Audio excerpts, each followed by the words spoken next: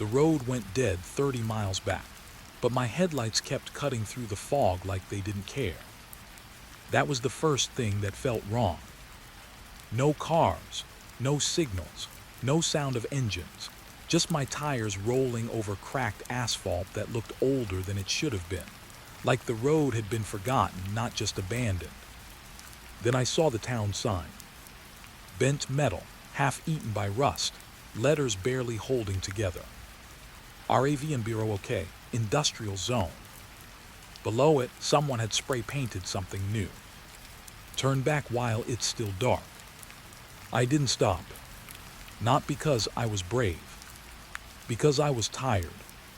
And tired people make bad decisions easier. I was only supposed to pass through, deliver the package, get paid, that was it. But Ravenbrook didn't feel like a place you just passed through. It felt like a place that noticed you arriving. The moment my tires crossed into the town limits, my radio hissed. Not static. Something closer to breathing. I turned it off immediately, like that would help. But silence didn't fix anything. It just made the absence of sound heavier. The buildings started showing up on both sides of the road. Massive factory shells, broken windows like empty eyes, smokestacks leaning slightly like they were exhausted from standing too long. And everything was still. Too still. No wind moving trash, no birds, no distant machinery. Just my engine. And even that sounded smaller here. Then I saw it. The light. At first I thought it was a trick of my headlights bouncing off glass, but no. It was real. A single window in the biggest factory ahead of me was glowing. Bright white. Not flickering. Not weak. Just steady. Like someone had forgotten to turn it off. My foot eased off the accelerator without me thinking. That's not possible, I said out loud. Because I knew what this place was. An abandoned industrial zone. Closed for 12 years. Officially condemned. No power grid. No maintenance. No reason for anything to be on. But the light was on. And it was the only thing alive in the entire town. I pulled over. Not fully. Just enough to stop the car from rolling forward like it wanted to go on its own. My engine idled, and for a moment I thought I heard something under it. Like footsteps. I killed the engine. Silence dropped instantly. And that's when I realized something worse. The silence wasn't empty. It was waiting. The light in the factory didn't change. Still steady, still watching. I checked my phone. No signal. Not even emergency. Just a blank screen reflecting my own face back at me. Sweaty, tired, not thinking clearly. I should have turned around. That was the logical choice. But there was something about that light. It didn't feel random. It felt intentional. Like it had been left on for someone specific. For me. No, that was stupid. Still, I couldn't move. I sat there for maybe a minute, maybe longer. Time felt soft here, like it wasn't sure it wanted to exist. Then I noticed something else. My headlights were still on, but they weren't lighting the road anymore. They were dimming toward the factory. Like the light inside it was stronger than mine. Like it was pulling attention away from everything else. I laughed once under my breath. A small nervous sound. That's impossible, I repeated. But I still opened the door. Cold air hit me immediately. Not normal cold. This was dry, sharp, like stepping into metal. The moment my shoes touched the ground, I heard it. A faint metallic creak. Above me. I looked up. The factory roof was miles of broken steel and darkness. Nothing moved, but I still felt it. That feeling you get when something is positioned directly above you and hasn't decided yet if you're worth noticing. I started walking anyway. Slow, careful, each step louder than it should have been. The gravel under my feet sounded like it was talking back. The closer I got, the more details the factory revealed. Broken loading docks, collapsed gates, old warning signs that had faded into unreadable shapes. But the light window stayed perfect. Clean, bright, alive. And the strangest part, every other window around it was dead. Completely black. Like everything had agreed not to compete with it. I stopped at the main entrance. Massive sliding doors. Half open. Not forced. Just left that way. Like someone expected to come back. I hesitated. Then I heard it. A sound from inside. A soft shuffle. Not loud enough to be a threat. Not clear enough to understand. Just movement. Slow. Deliberate. I should have run. But instead, I whispered without meaning to. Hello. Silence answered. Then, the light flickered. Just once. Like it had noticed me speaking. My throat tightened. I stepped inside. The air changed instantly. Cooler still, dusty. But not abandoned dusty. Recently disturbed dusty. Like something had moved through here not long ago. My flashlight felt useless compared to the glow from upstairs. I aimed it forward anyway. The beam caught old machinery. Conveyor belts. Broken control panels. Everything frozen mid-function. But there was something else. Footprints. Fresh. Not old industrial grime. Not dust patterns from years ago. These were sharp, clean edges, like someone had walked here recently barefoot. I froze. My mind tried to explain it. Maybe trespassers. Maybe homeless people. Maybe. But then I noticed something worse. The footprints didn't lead deeper into the factory. They circled, like whoever made them had been walking in loops. Around something. Or waiting. My breathing got slower without me trying. That's when the second sound came. Above me. The same shuffle. But closer now. I tilted my flashlight upward. Nothing. Just steel beams. Darkness.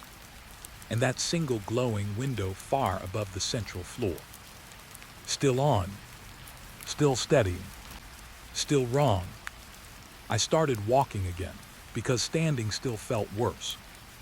Every step echoed too much. Every sound felt recorded. Like the building was remembering me. Then I saw it. A staircase. Metal narrow, leading upward. And the footprints went straight to it. I swallowed hard. No, I whispered. But my body kept moving anyway. Halfway up the stairs, the temperature dropped again. Not gradually. Instantly. Like crossing an invisible line. My hand gripped the railing tighter. It was warm. That's what made me stop. The railing was warm. Not room temperature. Warm like it had been touched recently. I pulled my hand back like it burned. My flashlight flickered once. Then steadied. At the top of the stairs, the hallway stretched left and right. But only one direction had light. The glowing window. It wasn't just a window now. It was a door of light.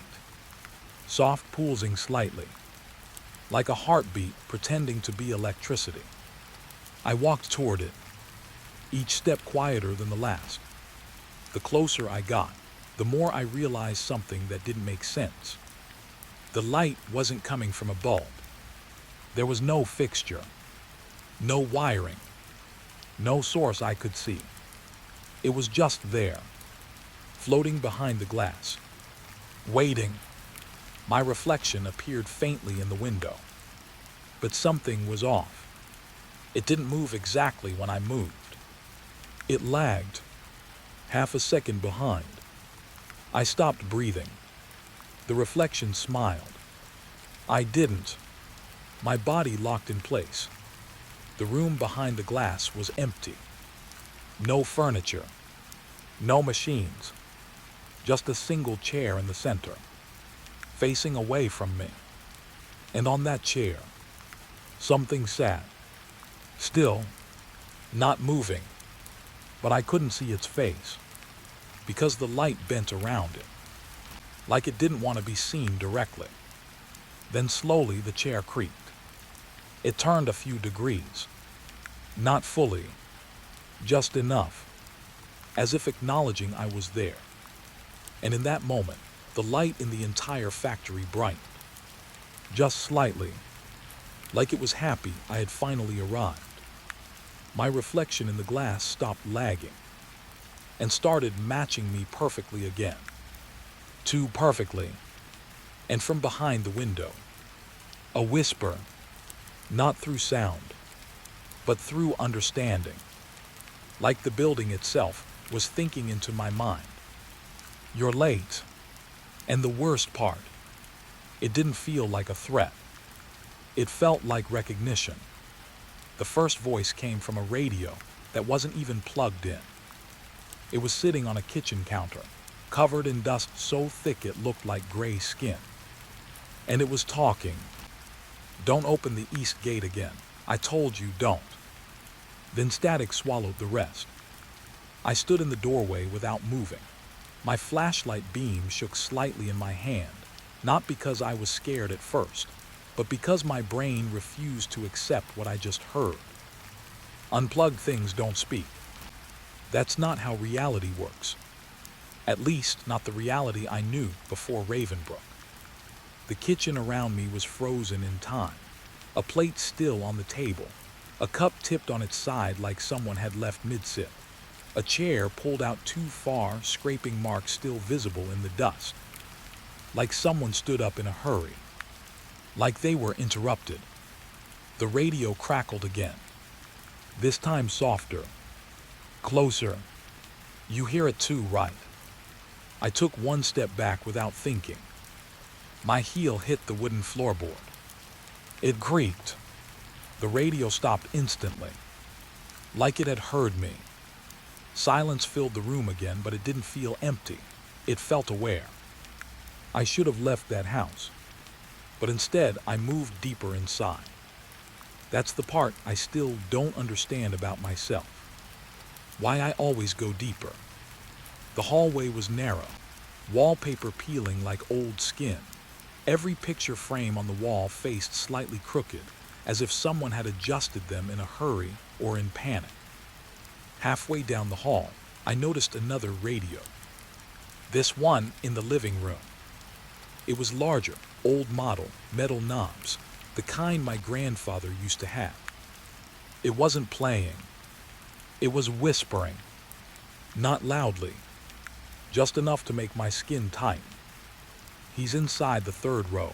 Don't let him finish speaking. My throat went dry. Third row of what? The radio crackled again, but the voice changed. Different tone, different person. No, he already crossed the street. I saw him. Static, then silence. I backed up slowly, eyes scanning the room. That's when I noticed the couch. There were dents in it. Fresh dents. Like someone had been sitting there not long ago. Very recently. My flashlight beam shifted instinctively toward the window. Curtains slightly moving. But there was no wind outside. None. I walked closer. And then I saw it. Footprints. Inside the house. Not dusty prints from before. Fresh ones. Barefoot. Leading from the hallway into the living room and stopping right behind me. My entire body locked. I didn't turn immediately because I could feel something worse than presence. I could feel attention, focused on me. Then the radio spoke again, right behind me. But this time, it wasn't the radio's voice. It was mine, a perfect imitation. Don't turn around yet. My breath stopped. That's when I turned. Nothing was there, but the radio had changed position. It was now facing the hallway, even though I was sure I hadn't touched it. The voice continued, calm, soft, almost conversational. You're doing better than the last one. My stomach tightened. Last one? What last one? I said out loud before I could stop myself. The radio hissed like it was smiling. The one who ran. A sudden image flashed in my mind. Unwanted. A man running through empty streets, holding his ears, blood coming from his nose, dropping something metallic, then disappearing behind a corner. The image wasn't mine, but it felt like it was placed inside my head, like a memory I was forced to borrow. I stumbled back. My shoulder hit the wall. The wallpaper shifted slightly on impact, not falling, moving, like something underneath it had reacted. My flashlight flickered once, then stabilized, and every radio in the house spoke at the same time. Not loudly, not chaotic, in sync.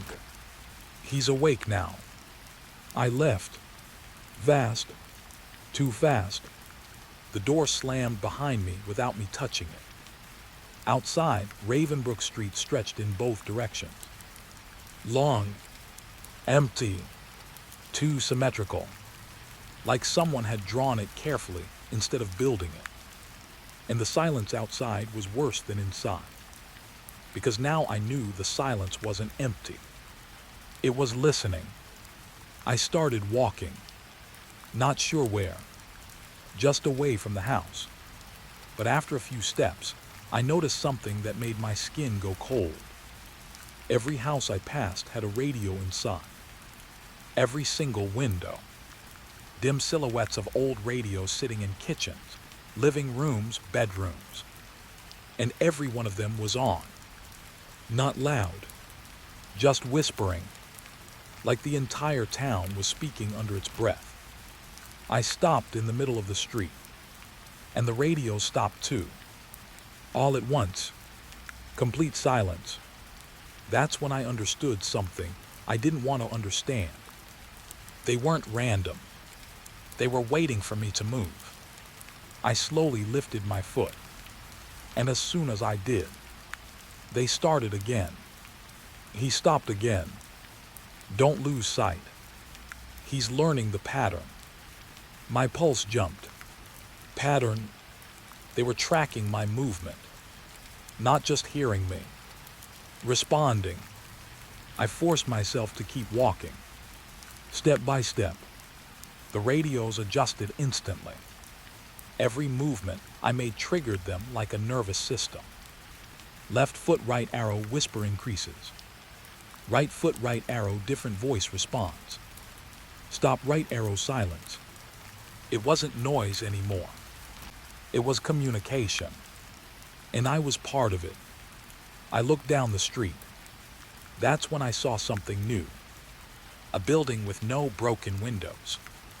That alone felt wrong. Everything in Ravenbrook was broken, except this one place. It looked almost maintained, like someone cared for it. A small sign hung above the door. Community Broadcast Office. My stomach dropped a little, because I knew radios didn't just talk on their own. Someone had to be broadcasting. I pushed the door open. It wasn't locked. Inside, the air was colder. Cleaner. Too clean. Rows of old radio equipment lined the walls, some blinking, some completely dead, but all of them connected by wires that led into the floor, like veins.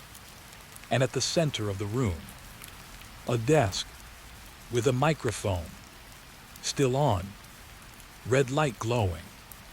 Recording. I stepped closer without meaning to, and the whispering stopped again. Total silence, except one radio in the corner. It turned on by itself and spoke clearly. Not broken, not static. Human, don't speak too loudly in here. I froze. The voice continued. It learns faster when you speak. My eyes scanned the room. No one is here, I said quietly. The microphone clicked, like someone tapped it. Once, twice, testing. Then the voice came again. Closer this time. We are always here. That's when I noticed something behind the desk. A wall of papers. Thousands of notes pinned together. Reports, maps, names, and one word written across every page in different handwriting. LISTNING. My flashlight trembled slightly as I stepped closer. And then I saw the dates. Every report was recent, even though the town was abandoned 12 years ago. Impossible. But the worst part wasn't that. It was the names. Some of them were crossed out. Some weren't. And one name near the bottom was still blank, with a note beside it. New subject ARRIVED tonight. My throat went tight. A chair behind me creaked. Slowly, deliberately. I didn't turn immediately, because I already knew. The room wasn't empty anymore. And then the microphone turned on by itself and spoke my name, softly, clearly, like it had been waiting to finally use it.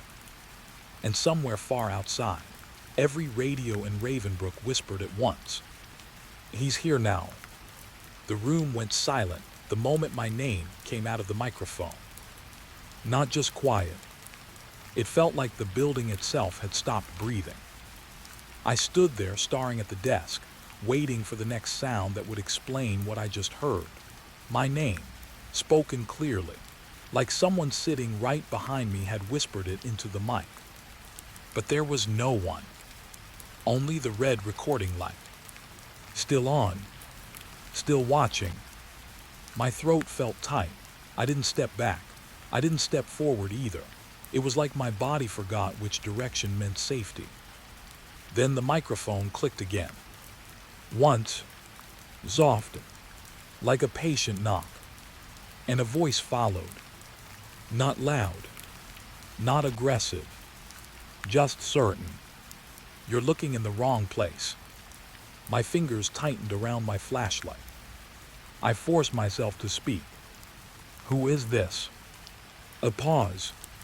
Then something worse than an answer. A soft exhale through the speaker, like someone smiling without sound. And then, you already know. The lights in the room flickered once, and the wall of papers behind me shifted slightly. Not physically, but visually, like my eyes were suddenly noticing details they ignored before. Names, dates, reports stacked too neatly for an abandoned place. I turned slowly toward the wall, and that's when I saw it. A single file folder hanging lower than the rest. Newer, cleaner. Its label was fresh ink. Missing shift incident, RAVNBROK Unit 3. My stomach tightened instantly. Ravenbrook again. Everything here came back to Ravenbrook. I pulled the folder free. My hands were colder than I realized. Inside were printed reports, official, stamped, signed. But something didn't match. The dates. Every page said the same thing. Incident did not occur.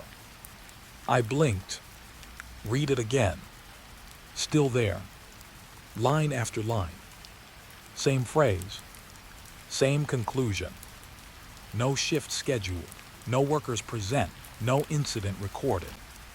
But someone had written over it. In pen. Different handwriting. Angry. You are lying. I flipped the page faster. My pulse started to rise. And then I saw the names. 17 of them. Workers. Night shift crew. Each name listed clearly. But beside every name was the same note. Clocked in. Then nothing else. No clock out. No exit record. No explanation. Just present. And then gone. My mind tried to stabilize the logic. Maybe paperwork error. Maybe fake file. Maybe some internal corruption case. But then I saw something that made my grip tight, so hard the paper bent. A photograph attached to the report. Grainy. Security camera still. A factory floor. Long rows of machinery.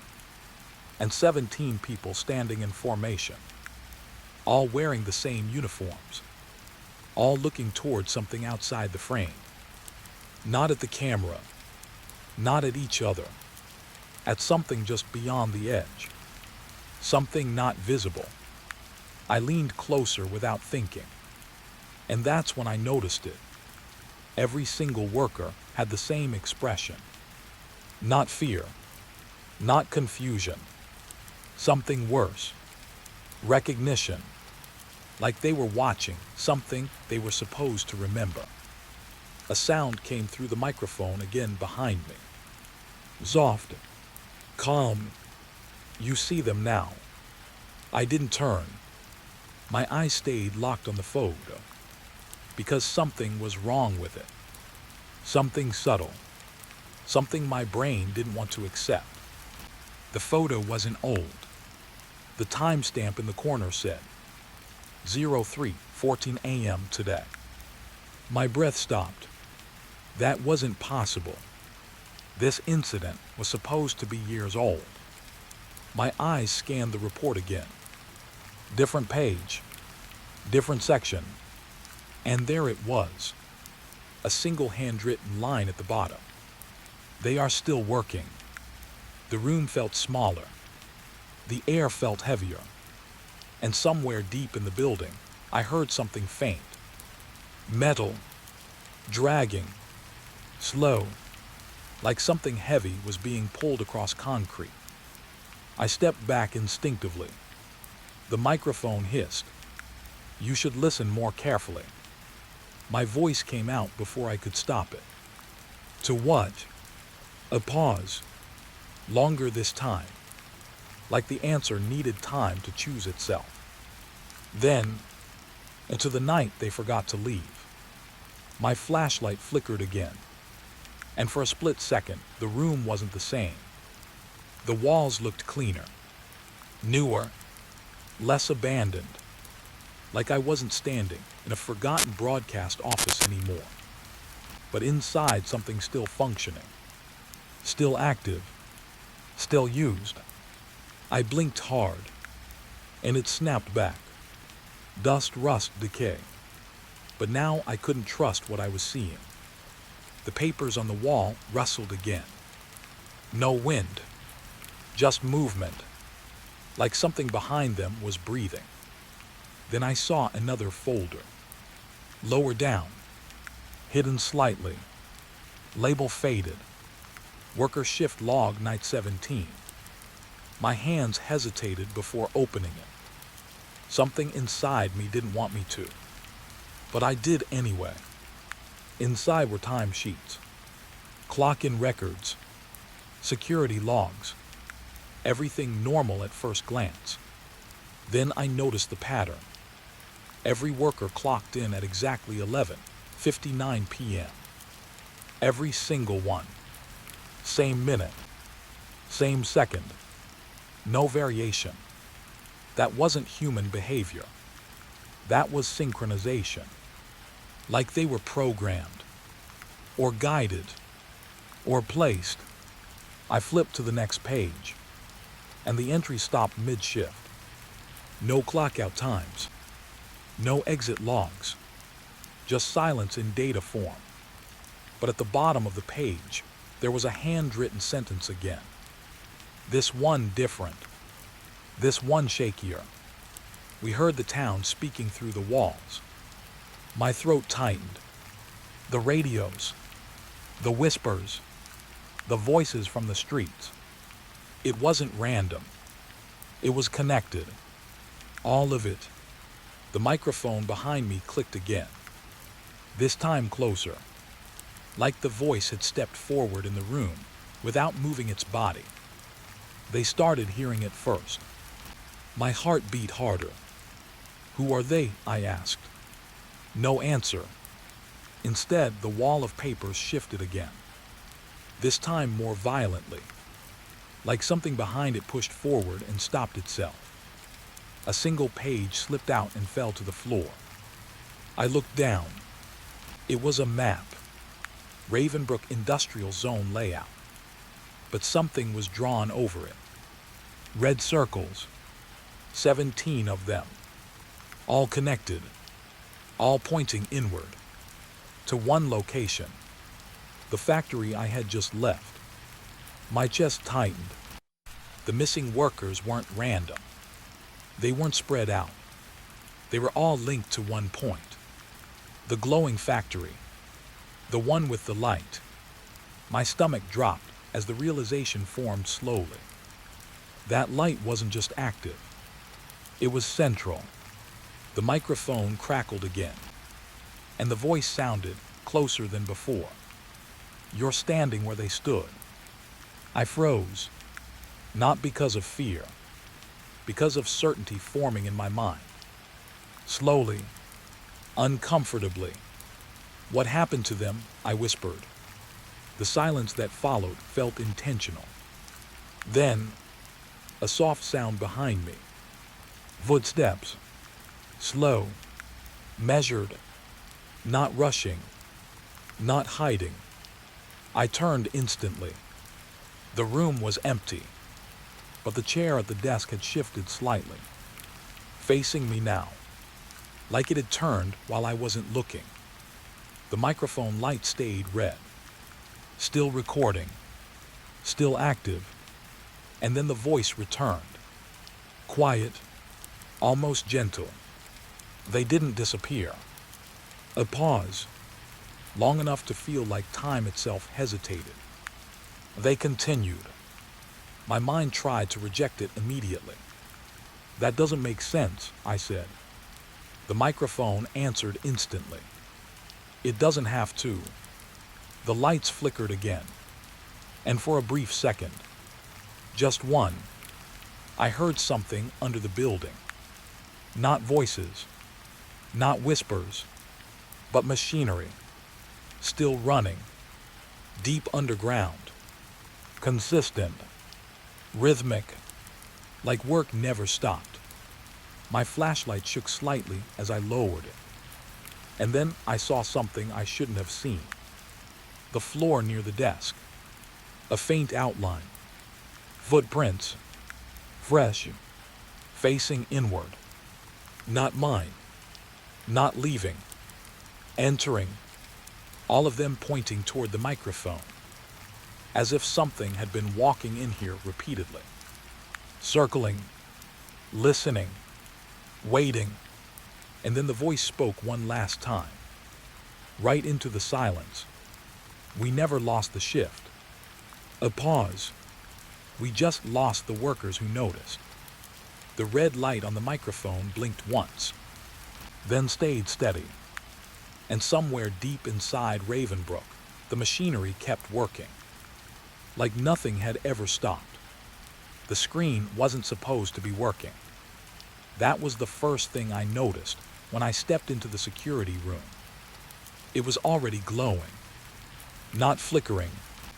Not broken. Just on. Like someone had been watching it a second before I arrived and decided to leave it running. The air inside smelled like old plastic and dust that had been disturbed too many times. My flashlight felt weaker here, like the room was eating light. On the desk sat a stack of VHS tapes, neatly arranged. That detail made my stomach tighten. Abandoned places don't stay organized. Someone had been here recently, or something had been here recently. The monitor hissed softly, showing grainy black and white footage. A factory hallway, empty, then not empty, then empty again.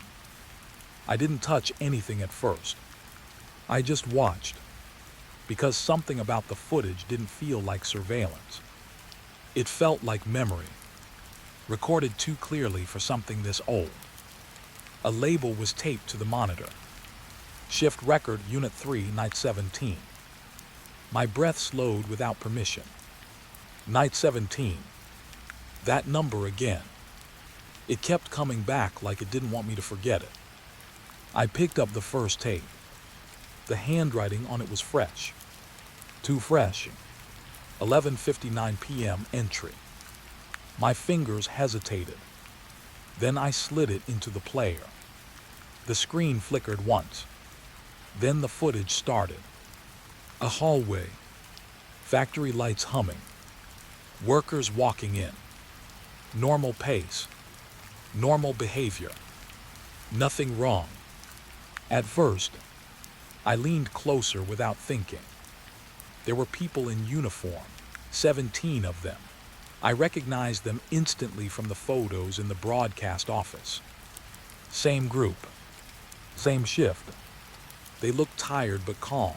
No panic, no hesitation. Just clocking in like any normal night.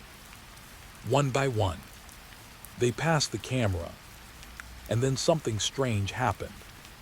The timestamp in the corner changed. Not forward, not backward. It jumped. 03:14 a.m. My throat tightened. That matched the earlier report, the one that said nothing happened.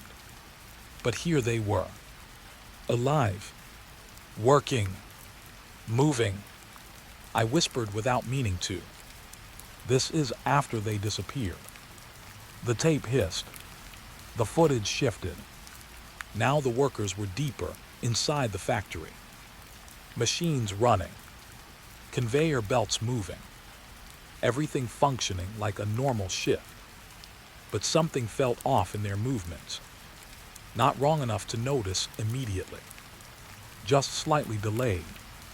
Like their bodies were reacting half a second after their thoughts. I frowned. Leaned closer.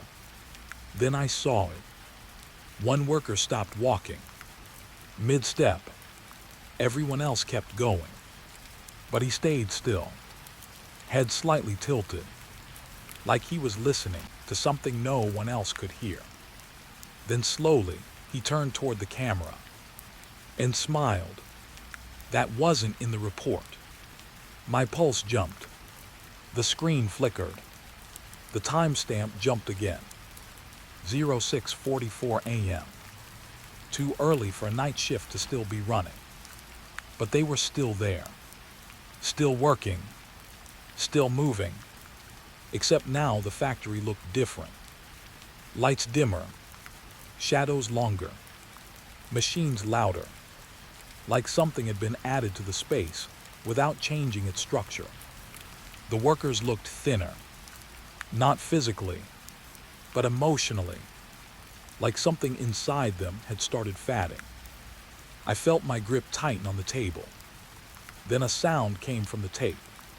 Not from the footage. From behind the camera. A faint whisper. "We can't stop it." I froze. That wasn't part of the recording. The camera angle shifted slightly. Like someone had adjusted it mid-recording. And I realized something that made my stomach drop. This wasn't passive footage. It was active. Someone was still inside the system. Still interacting with it. The screen flickered again. 09:00 a.m. Morning shift. But the factory lights were still on night mode. And the workers, they were still there. Still working. But now they weren't walking normally. They were repeating movements. Same steps. Same paths. Over and over. Like a loop. Like a broken program. I leaned in closer, barely breathing. One worker dropped a tool. It hit the floor, echoed too loud. He bent down slowly to pick it up. But when he stood back up, he wasn't facing forward anymore. He was facing the camera, directly, like he had always known where it was.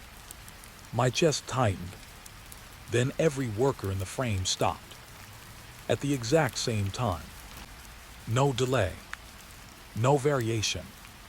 Perfect synchronization. And they all turned toward the camera.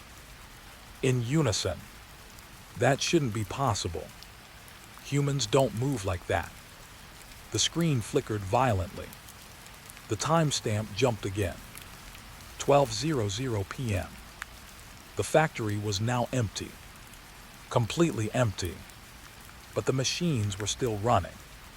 That was worse, because nothing was operating them. And yet everything was functioning. Conveyor belts moving. Lights buzzing. Doors opening and closing on their own. Like the system didn't need people anymore. My throat went dry. I whispered, "Where did they go?" The tape hissed louder. Then the footage zoomed in. Not physically. Digitally. Impossible for analog. But it did. The camera focused on a single corridor. Empty. Except for footprints. Fresh ones. Walking forward. Then stopping. Then turning back. Like someone was packing inside an invisible cage. A voice came again. Soft. Right next to the microphone. We didn't leave. My body tensed. That voice. It wasn't from the tape. It was from the room. I turned slightly. Nothing behind me. Only shelves of old tapes. Still. Watching. The screen flickered again.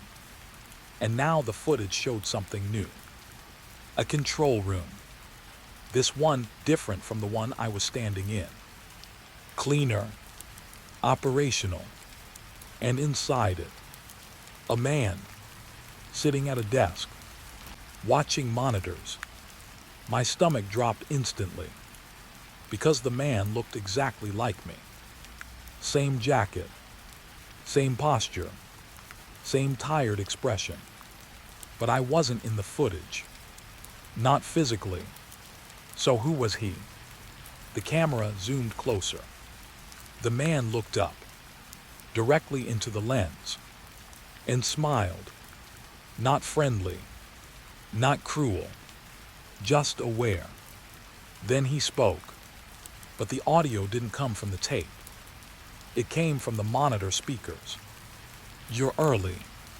My hand moved away from the player instinctively. But the tape didn't stop. The footage shifted again. Now the workers were gone. Completely. The factory was empty. But the machines were still running. And on every wall, new writing appeared. Not painted, not added, but like it had always been there. Hidden until now. Shift continues. I stepped back slowly.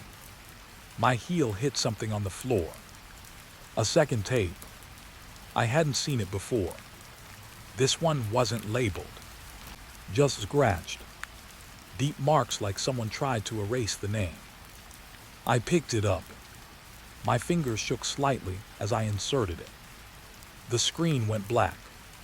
For the first time. No footage. Just silence. Then a single frame appeared. A hallway. But not the factory one. The security room. My current location. My breath stopped. Because the camera angle was inside the room. Recording me. From somewhere I couldn't see. I was on screen. Standing exactly where I stood now. But I hadn't been on any tape before this moment. So when was this recorded? My voice came out barely audible. This isn't possible.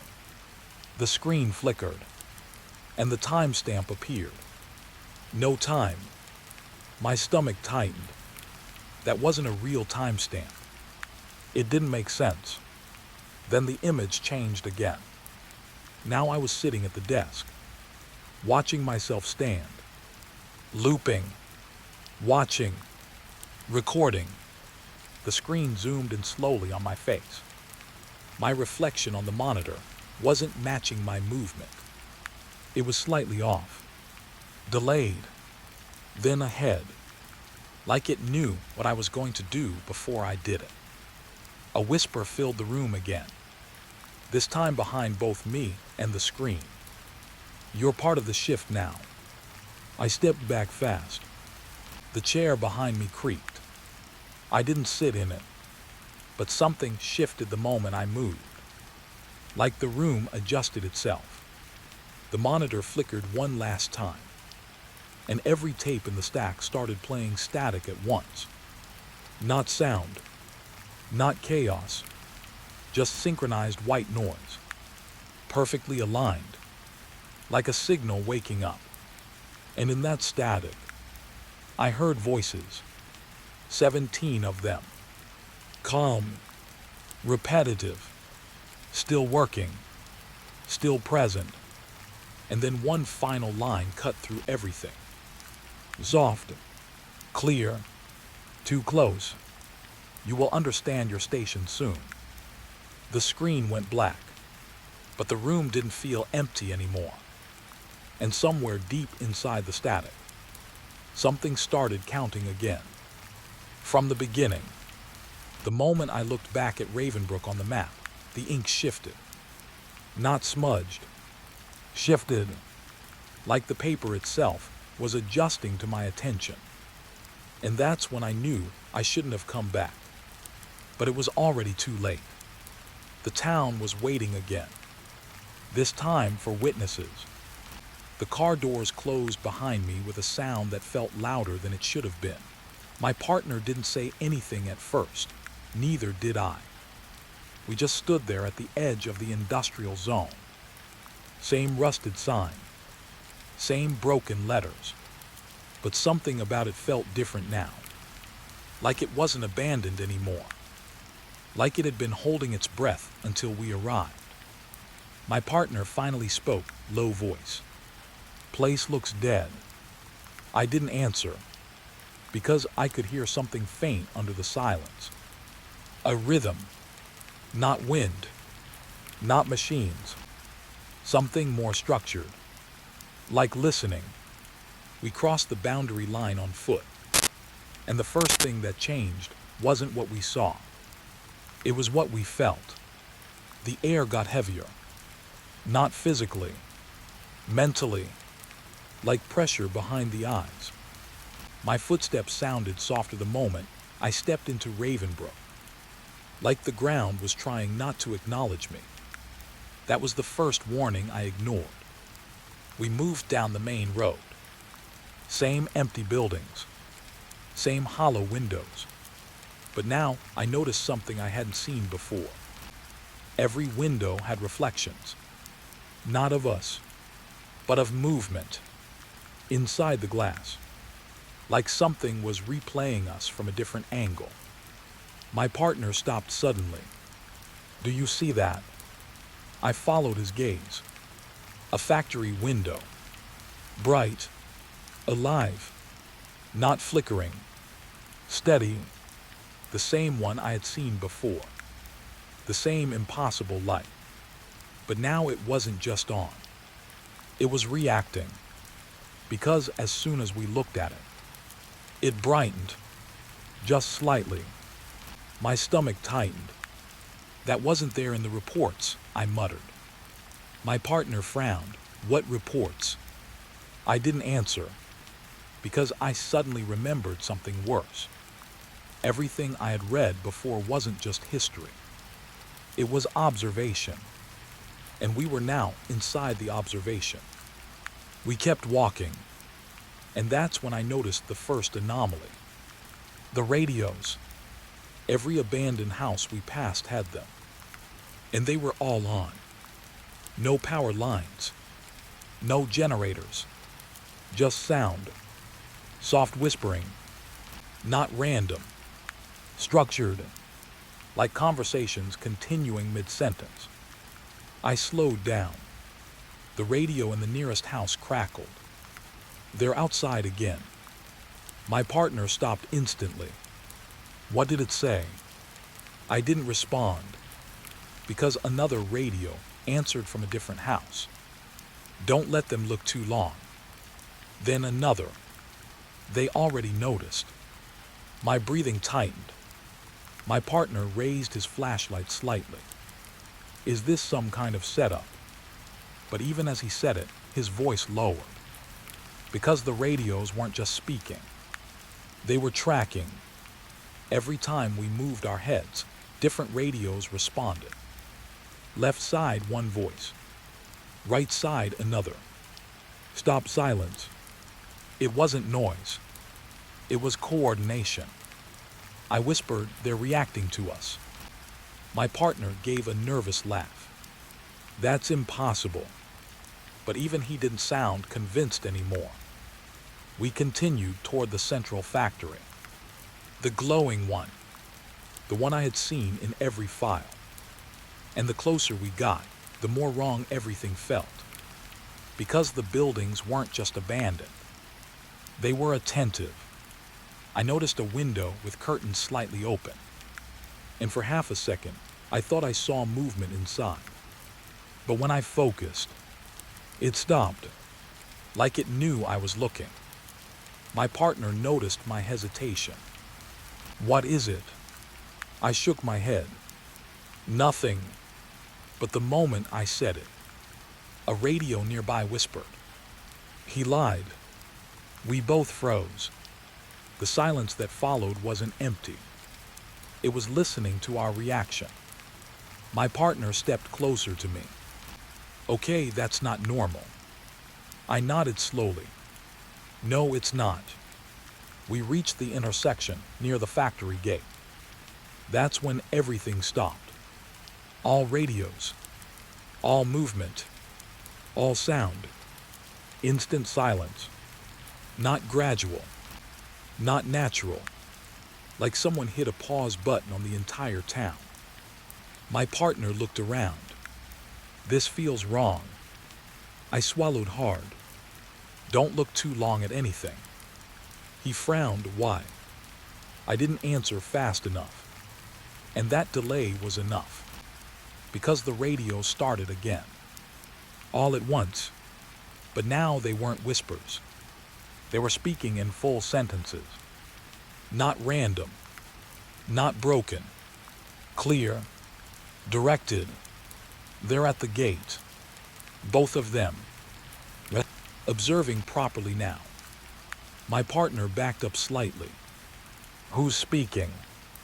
I stared at the windows of the nearest building. They are. He turned to me sharply. That's not a person. But then, a radio inside the building responded instantly. We were never just one. The factory light flickered. Just once. Like acknowledgement. My chest tightened. Because I realized something I didn't want to accept. This wasn't haunted. This was aware. We reached the gate. It was open again. The same half-open metal doors I remembered. But now they felt different.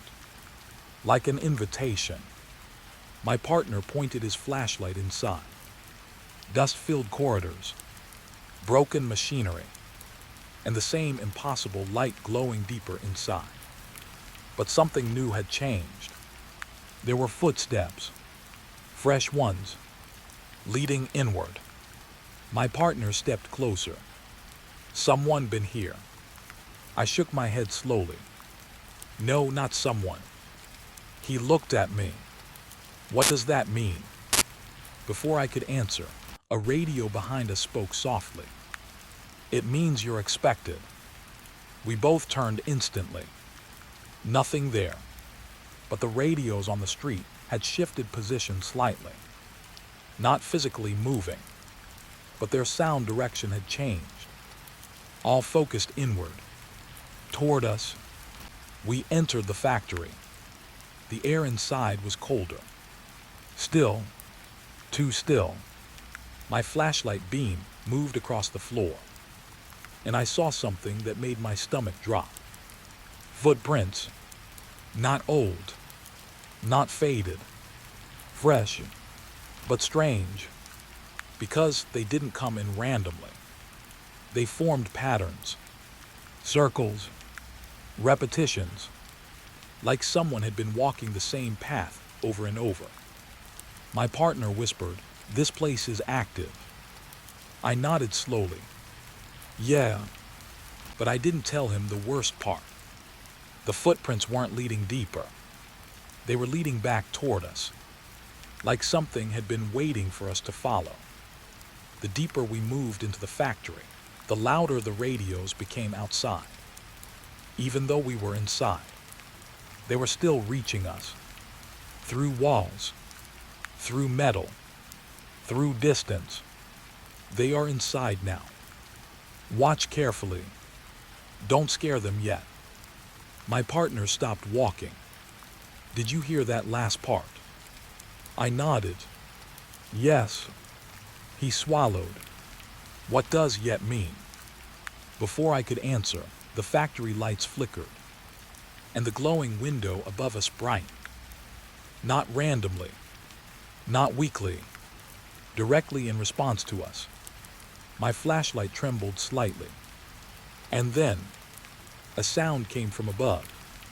Not machinery, not wind, a voice, multiple voices, layered, calm, familiar. You're doing better this time. My partner aimed his light upward. What the hell is that? But I already knew. This wasn't random activity. This wasn't abandoned. This was observation. And we weren't the first ones being watched. We were just the first ones who noticed it was watching back. The radios outside went silent again. But this silence felt different. Heavier, intentional.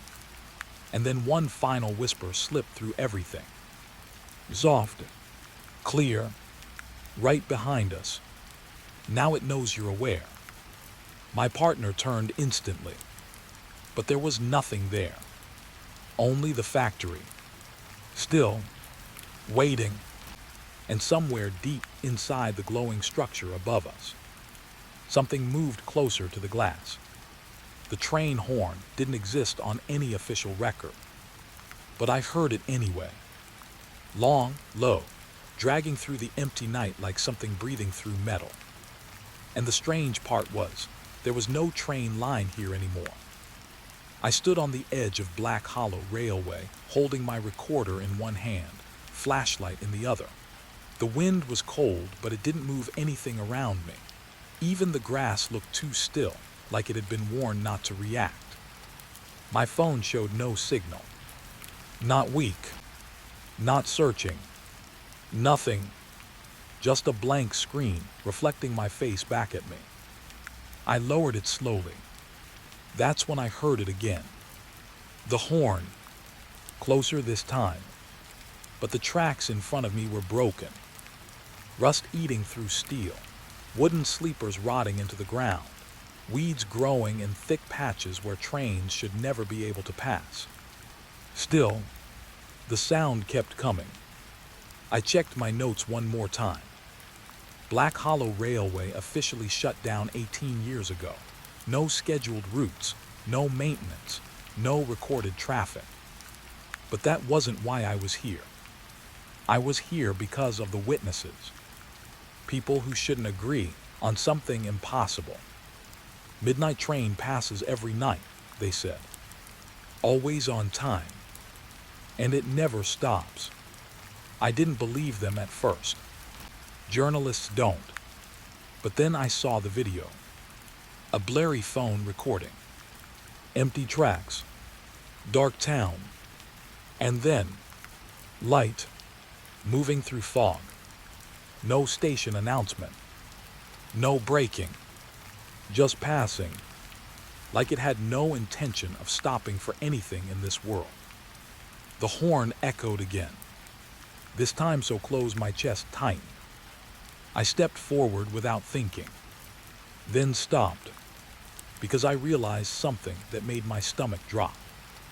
The sound wasn't coming from one direction. It was coming from everywhere, like the railway itself was remembering it. I adjusted my flashlight and pointed it down the tracks, and that's when I saw the first sign. Not a train, a reflection, metal glint, far in the distance, too faint to confirm, but enough to make my body tense. I whispered to myself, this is just an echo, but I didn't believe it. The wind shifted suddenly, and for the first time since arriving, I heard something else. Footsteps. Behind me. I turned fast. Nothing. Just empty platform ruins and broken signage hanging like dead weight. But the sound didn't stop. It moved. Now beside me. Then ahead. Then gone. Like the station itself was repositioning its attention. My recorder clicked on automatically. I didn't remember pressing it. A faint static filled the device. Then a voice. Not mine. Not human clear either. Journalist confirmed on site. I froze. That wasn't live recording. That was playback. I lifted the device closer. The voice continued, observing the line again. My throat tightened. I hadn't said anything yet. So who was recording this? I turned the recorder off, but it kept speaking. He will look at platform 3. My eyes snapped forward instantly. Platform 3 didn't exist. At least it wasn't supposed to. According to every map, Black Hollow only had 2 platforms. But now, just beyond the broken fencing, there it was. A third platform, half covered in fog, unlit, waiting. My pulse slowed in a strange way. Not calming, just heavier, like my body was preparing for something I didn't understand. I stepped forward. The gravel under my feet felt softer than it should have, almost absorbed, every step muted, like the ground was refusing to report my movement. As I got closer, the air changed. Not colder, older, like breathing inside something that hadn't moved in a long time.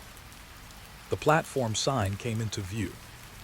Rusty metal, fresh scratches, not random, deliberate. It read, Black Hollow, ARRIVLS only. My brow tightened. Arrivals only. That didn't make sense. Stations don't remove departures. I stepped onto the platform and immediately regretted it, because the sound stopped. Everything. No wind. No insects. No distant town noise. Just silence so complete it felt physical. Then, a soft metallic vibration ran through the rails, like something heavy had touched them far away. My flashlight flickered once, then stabilized, and that's when I saw it. Far down the track, a light, small, yellow, growing, not fast, not slow, just consistent, approaching. I swallowed hard. This isn't possible. But it was, because now I could hear it. Wheels on metal. Slow, controlled, perfectly timed. No variation. A train moving without hesitation. But something about it felt wrong immediately. There was no wind pushing it. No announcement system. No braking sound. Just motion. Like it had already decided it would never stop. I raised my recorder again without thinking, and it turned itself on. The voice returned instantly, platform awareness increasing. My chest tightened. "What does that mean?" I whispered. No answer. Instead, the train light grew brighter, and I noticed something strange. The tracks ahead were still broken, completely, collapsed in sections, but the train didn't slow, didn't react. It kept coming anyway. My brain tried to rationalize it. Maybe illusion, maybe light distortion, maybe. But then the fog ahead shifted, and I saw it clearly. The train wasn't on the tracks. It was slightly above them, floating, just enough to defy physics, not enough to feel like magic, enough to feel like error. My breathing became shallow, and then I noticed something worse. The windows. There were people inside, silhouettes, sitting normally, looking forward, like it was a routine commute. But no one moved. No one spoke, not even when the train tilted slightly as it passed a broken rail segment. They didn't react, like they weren't passengers, like they were part of the train. The horn sounded again, right above me this time. My body locked. The train was already at the platform.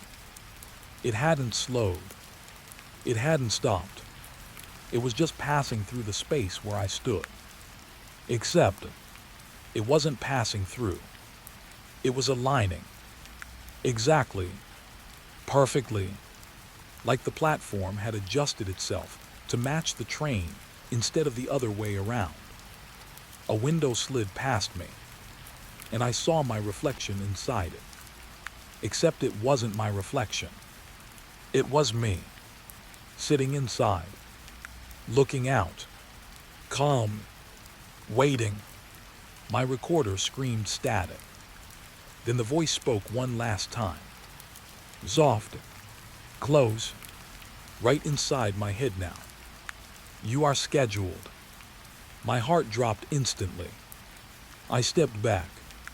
The train kept moving. Still no brakes. Still no stop. And as it passed, I noticed something carved into the metal under the windows. Tiny letters, repeated along every carriage. "Do not miss your stop." My pulse spiked. "What stop?" I said out loud. And as if answering me, the train slowed for the first time.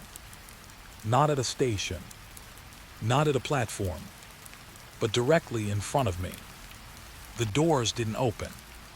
They just appeared open, already waiting, like they had always been open. Inside was empty, except for one seat facing the door. And on that seat, a newspaper, folded, dated today. My name printed on the front page.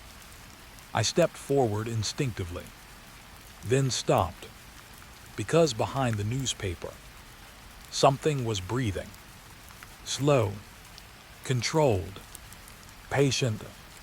The train horn sounded one final time. Not outside, not in the distance, inside the carriage. And the voice returned, almost satisfied. Boarding confirmed. The doors remained open. And I realized something I didn't want to accept. The train wasn't passing through the town. It was passing through time. And it had just found me waiting at the platform. Behind me, the station sign creaked softly. And for the first time since arriving, it changed from ARRIVALS only to ARRIVED. The train doors were already closed behind me. I didn't remember stepping inside, but I was inside. That was the first thing my mind refused to accept. The second thing was the silence. Not empty silence, controlled silence, like the air itself had agreed not to move unless permitted. I stood in a narrow corridor between train compartments. The lights above me were dim, flickering at a steady rhythm, almost like breathing. Slow, patient, alive. My fingers tightened around my recorder. It was still running, but no sound came through it anymore. Only static that didn't change, no matter what direction I turned it. I whispered without thinking, "Hello." No echo answered, just the soft vibration of the train. It wasn't moving like a normal train. It was moving like something remembering how to move. Step by step, frame by frame. I walked forward slowly. Each carriage door had a small metal plate beside it. Old engraving. Faded but readable. Passenger records, black hollow line. That didn't make sense. Passenger records are kept in stations, not inside trains. I pushed the door open. The next carriage was brighter. Not normal brightness.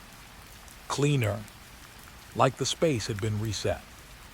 Rows of old leather seats stretched forward, and every single seat had something on it. A book, thick, station logbooks, stacked neatly across every row like someone had organized them for inspection. My breath slowed. I stepped inside. The moment my foot touched the floor, the train shifted slightly. Not violently, just enough to remind me. It knew I was there. I picked up the nearest book. Dust came off it instantly, like it had been waiting to be touched. The cover read, "Black Hollow Passenger Log, Archive Copy." I opened it. The pages were filled with names. Not random, not scattered, ordered. Each page had timestamps, boarding times, departure confirmations. Everything looked normal at first glance. But then I noticed something wrong. There were no arrival records, no destination entries, just boarding, always boarding. I flipped faster, page after page. Same pattern, passenger name, time of entry, train number, then blank space. No arrival, no exit, no continuation. Just absence where information should be. My throat tightened. This is impossible. I whispered it like saying it out loud would fix it.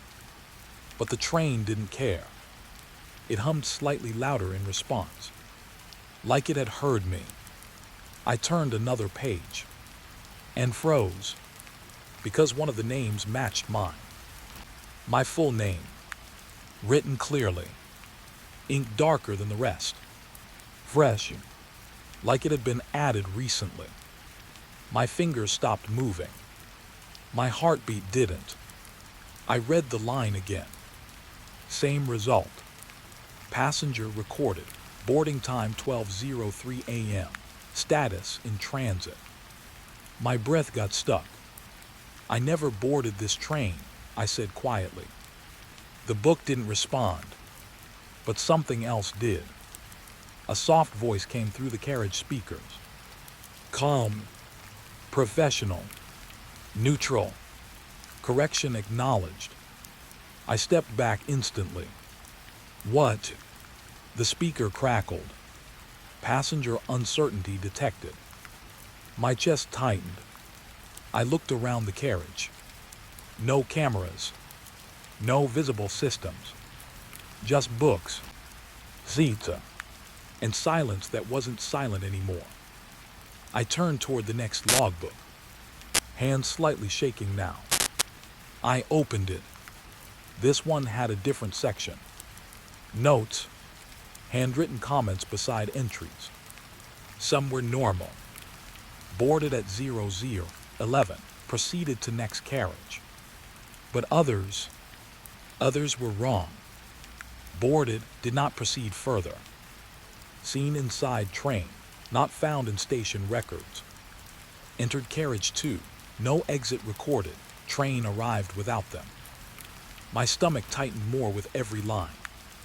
These weren't passengers. These were disappearances documented in real time. Then I saw something worse. A repeated note, scattered across multiple entries. Same handwriting, same sentence. We remember them boarding, but not leaving. My fingers went cold. I closed the book slowly. The train shook slightly again, this time longer, like a sigh. The lights flickered, and when they stabilized, the carriage had changed. The seats were no longer empty. For half a second, I saw them, people sitting in every row, facing forward, still, silent, then, gone, just empty seats again. I stumbled back. "What is this?" I whispered. The speaker responded immediately. "You are observing retention layers." My eyes narrowed.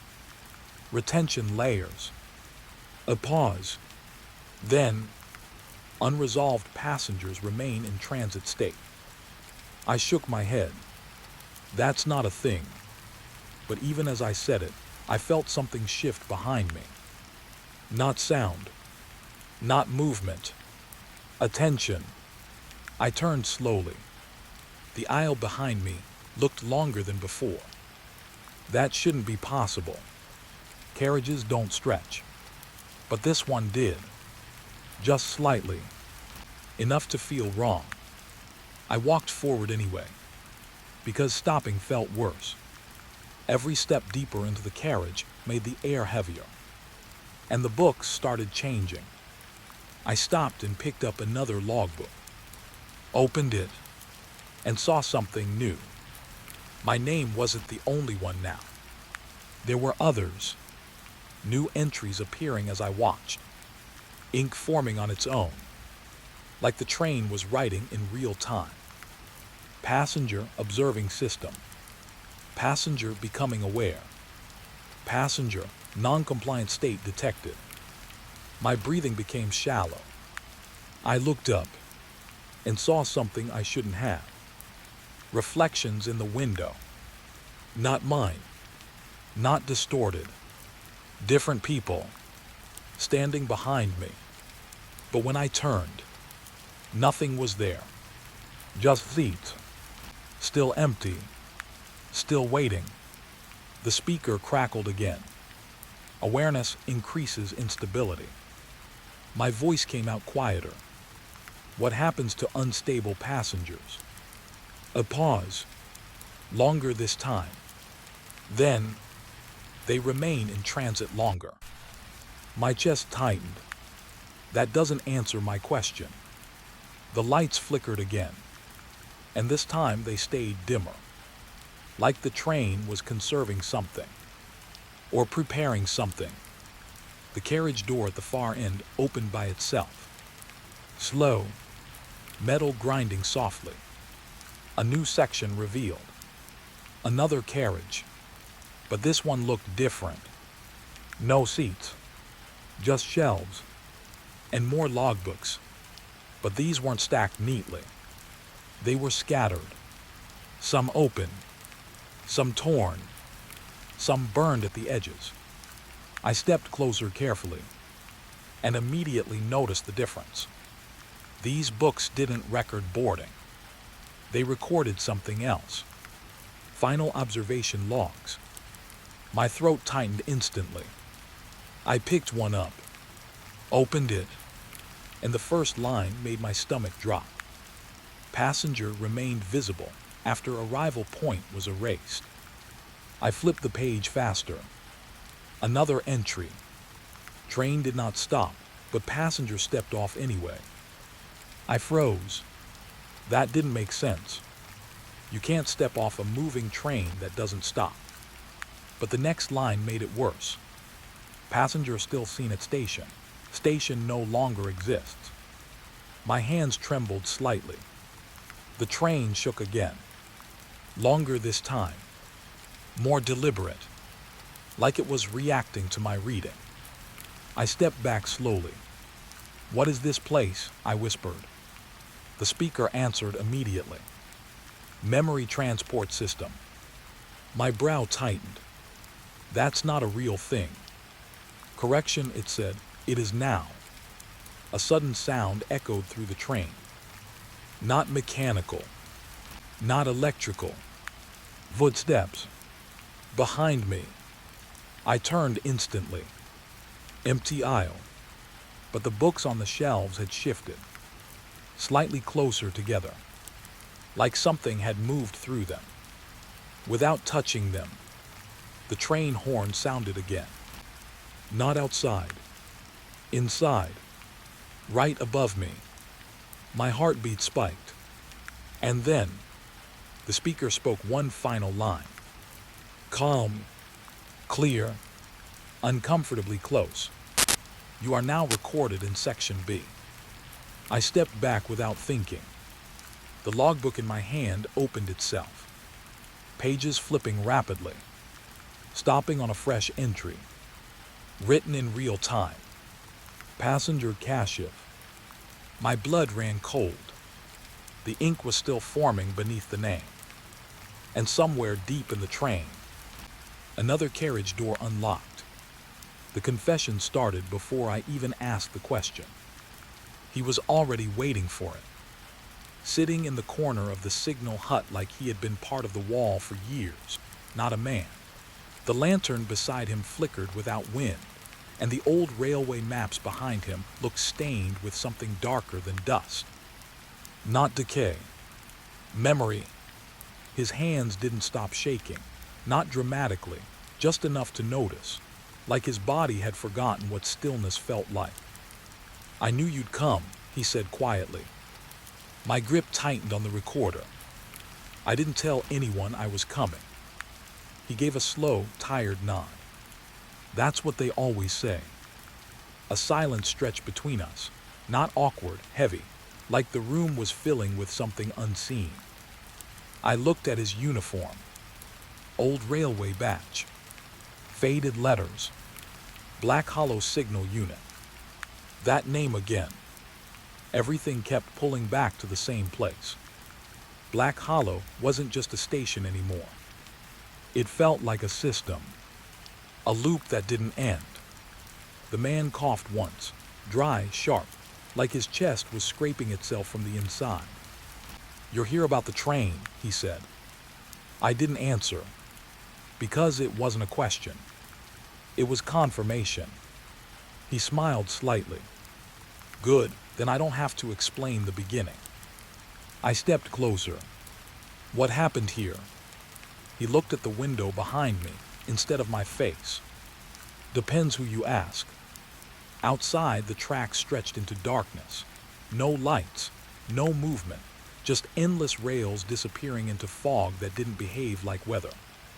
It stayed too still, too focused. The signalman leaned forward slightly. I kept it running, he said. My brow tightened. The railway. He nodded slowly. Even after they shut it down. That should have been impossible. Black Hollow was officially decommissioned years ago. No power, no schedules, no staff. Just abandoned steel. Why, I asked. He didn't answer immediately. Instead, he reached under the table and pulled out an old switch lever. Rusty, heavy, worn smooth at the edges. I never stopped pulling this, he said softly. My stomach tightened. That doesn't make sense. He gave a tired laugh. It stopped making sense a long time ago. Another silence fell. This one worse than the last. Because now I noticed something strange. The lantern light wasn't flickering randomly anymore. It was pulsing. In rhythm. Like it was responding to something outside. I glanced at the window again. The tracks were still empty, but the fog had changed. It wasn't drifting. It was forming direction, like it was pointing toward us. The signalman noticed my stare. They do like when you look too long, he said. Who? I asked. He hesitated, then whispered, the ones in the timetable. My chest tightened. I pulled out my recorder instinctively. It was still running static. No audio, just a low, constant hiss. But as I lifted it, the signalman suddenly reached forward and stopped me. Fast. Too fast for someone so weak-looking. "Don't record this," he said sharply. I froze. "Why?" His eyes darkened slightly. "Because it listens back." That sentence made my skin tight. I slowly lowered the recorder. The man relaxed again, but not fully. Like he was holding himself together through habit, not strength. I looked around the hut again. Old equipment, signal boards, manual switches, and something that didn't belong. A second chair, fresh scratches on the wood, recently used. "Someone else was here," I said. The signalman nodded slowly. "They still are." My throat tightened. "What does that mean?" He didn't answer right away. Instead, he stood up slowly and walked toward the signal board. Each step sounded too loud in the quiet room. He placed his hand on the lever. "I never stopped the line," he said again. "I just stopped seeing it as stopped." My confusion deepened. "That's not possible," I said. He pulled the lever slightly. Not fully, just enough to make the metal groan. And the moment he did, the railway outside responded. A distant vibration. Deeper, subtle, but real. My breath caught. "Did you hear that?" I whispered. He nodded. "Of course I did." The signalman turned to me slowly. "Do you know what happens when a railway thinks it's still active?" I didn't answer, because I already didn't like where this was going. He continued anyway. "It keeps running trains." A cold feeling spread through my chest. "But there are no trains," I said. He smiled faintly. "That depends on what you define as a train." The lantern flickered harder now. Not random, not weak. It was syncing with something outside. The rhythm of it felt wrong, like a heartbeat not belonging to anything human. I stepped closer to the window again. The fog had shifted, and now I saw it. A faint light far down the track. Very small. Approaching. Slow, but certain. My stomach dropped. "That's not scheduled," I whispered. The signalman nodded. "It never is anymore." My mind raced. No trains have run here for years. He looked at me. "That's where you're wrong." A pause. Then he added quietly, "They never stopped arriving." My pulse quickened.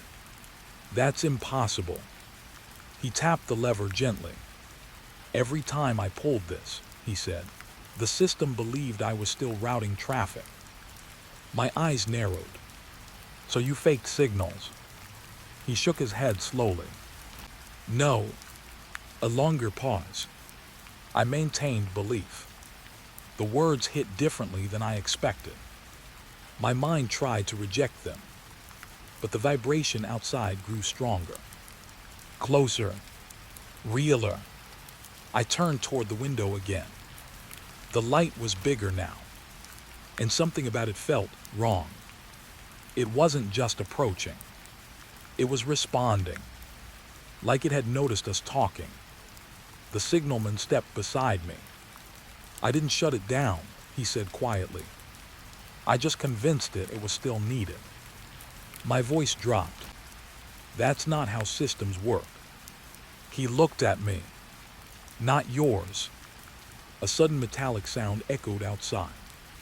Not a horn. Not a wheel. A shift. Like something heavy adjusting its position on tracks that shouldn't exist anymore. My recorder suddenly turned itself on. I didn't press anything. Static filled the room instantly. Then, a voice. Calm. Neutral. Signal confirmation detected. My chest tightened instantly. I turned toward the signalman. What is that? He didn't look surprised. He just whispered. They listened through alignment. The light outside grew brighter. And now I saw something else. The tracks beyond the fog were not broken anymore. They were complete. Perfect. Impossible. I stepped back slightly. That's not the same railway, I said. The signalman nodded slowly. It never is when it answers. My heart started beating faster. Answers what? He hesitated, then said quietly, whatever is calling it. A cold silence fell. Even the lantern stopped flickering for a moment. Then, the signal board clicked on its own. One indicator light turned green, even though no one touched it. My breath stopped. The signalman didn't move. He just stared at it, softly, like he had been waiting. The approaching light outside grew larger, now clearly visible. Not just light, shape, structure, and I realized something that made my stomach sink. The train was not arriving at a station. It was arriving at a decision point. And we were the signal. My recorder crackled again. The same voice returned. Closer now, almost inside my thoughts. Route confirmed. The signalman closed his eyes slowly and whispered, I think it finally remembered me. The train horn sounded once. Not outside. Inside the hut. And the green signal light stayed on, even after everything else stopped breathing. The fog didn't lift when we went down. It thickened, like it was following us underground. I felt it before I saw anything. That strange pressure change in my ears, like the world was holding its breath and refusing to release it. The signalman's last words still echoed in my head. I think it finally remembered me. Now I understood what he meant. Because the railway stairs didn't lead up. They led down. I stopped at the entrance. Dark metal steps, disappearing into fog that shouldn't exist in enclosed space. My partner shined his flashlight down. The beam didn't reach the bottom. It just dissolved, like the darkness was eating light instead of blocking it. My partner whispered, "This is not on the map." I didn't answer, because I was already noticing something worse. The air was moving downward. Not wind, pull, like the underground was breathing in, and we were being invited into it. I stepped first, slow, careful. Each step sounded too soft for metal, like the stairs were not solid anymore, like they were remembering how to be real. My partner followed behind me, but I could feel hesitation in his movement, not fear yet. Confusion, that dangerous kind that arrives before fear. Halfway down, the temperature dropped sharply. Not cold, absent, like warmth had been removed entirely. Then I heard it, a faint metallic hum, not electrical, rhythmic, like machinery working far below. But there was no power grid here. There shouldn't be anything running. The stairs ended without warning. No platform lights, no station announcement, just fog, thick and horizontal, like a floor made of breath. My flashlight flickered once, then stabilized, and what it revealed made my stomach drop. There was a platform, not broken, not abandoned, underground, perfectly built, clean edges, old design, but untouched, like time had never reached it. And something about that felt wrong immediately, because abandoned things decay. This didn't. This was preserved, Waiting. My partner whispered behind me, "This isn't possible." I stepped onto the platform. The moment my foot touched it, the fog shifted, not away, toward us, like it was acknowledging our arrival. And then I saw the luggage. Rows of suitcases, perfectly aligned along the platform edge. Dozens. No dust. No damage. No movement. Just placed, like someone had organized them moments ago. My throat tightened. "These are recent," I whispered. My partner frowned. "That can't be. This station was closed decades ago." I walked closer. Each suitcase had a tag. Not handwritten. Printed. Clean. Modern. That detail made my chest tighten more than anything else. One tag caught my attention. I picked it up. My fingers slowed instantly. Name printed clearly. No smudge. No error. Just one line. Passenger not yet collected. My partner stepped closer. "What does that even mean?" I didn't answer, because another suitcase nearby shifted slightly. Not moving, but reacting, like it was aware we were reading. I slowly opened it. Inside was clothing, folded perfectly. No dust, no aging, like it had been packed today. But the smell that came out was wrong. Not rotten, not metallic, just occupied, like something had been wearing it and stepped out recently. My partner turned away slightly. "This place is messing with us." But I wasn't listening anymore, because I noticed something across the platform.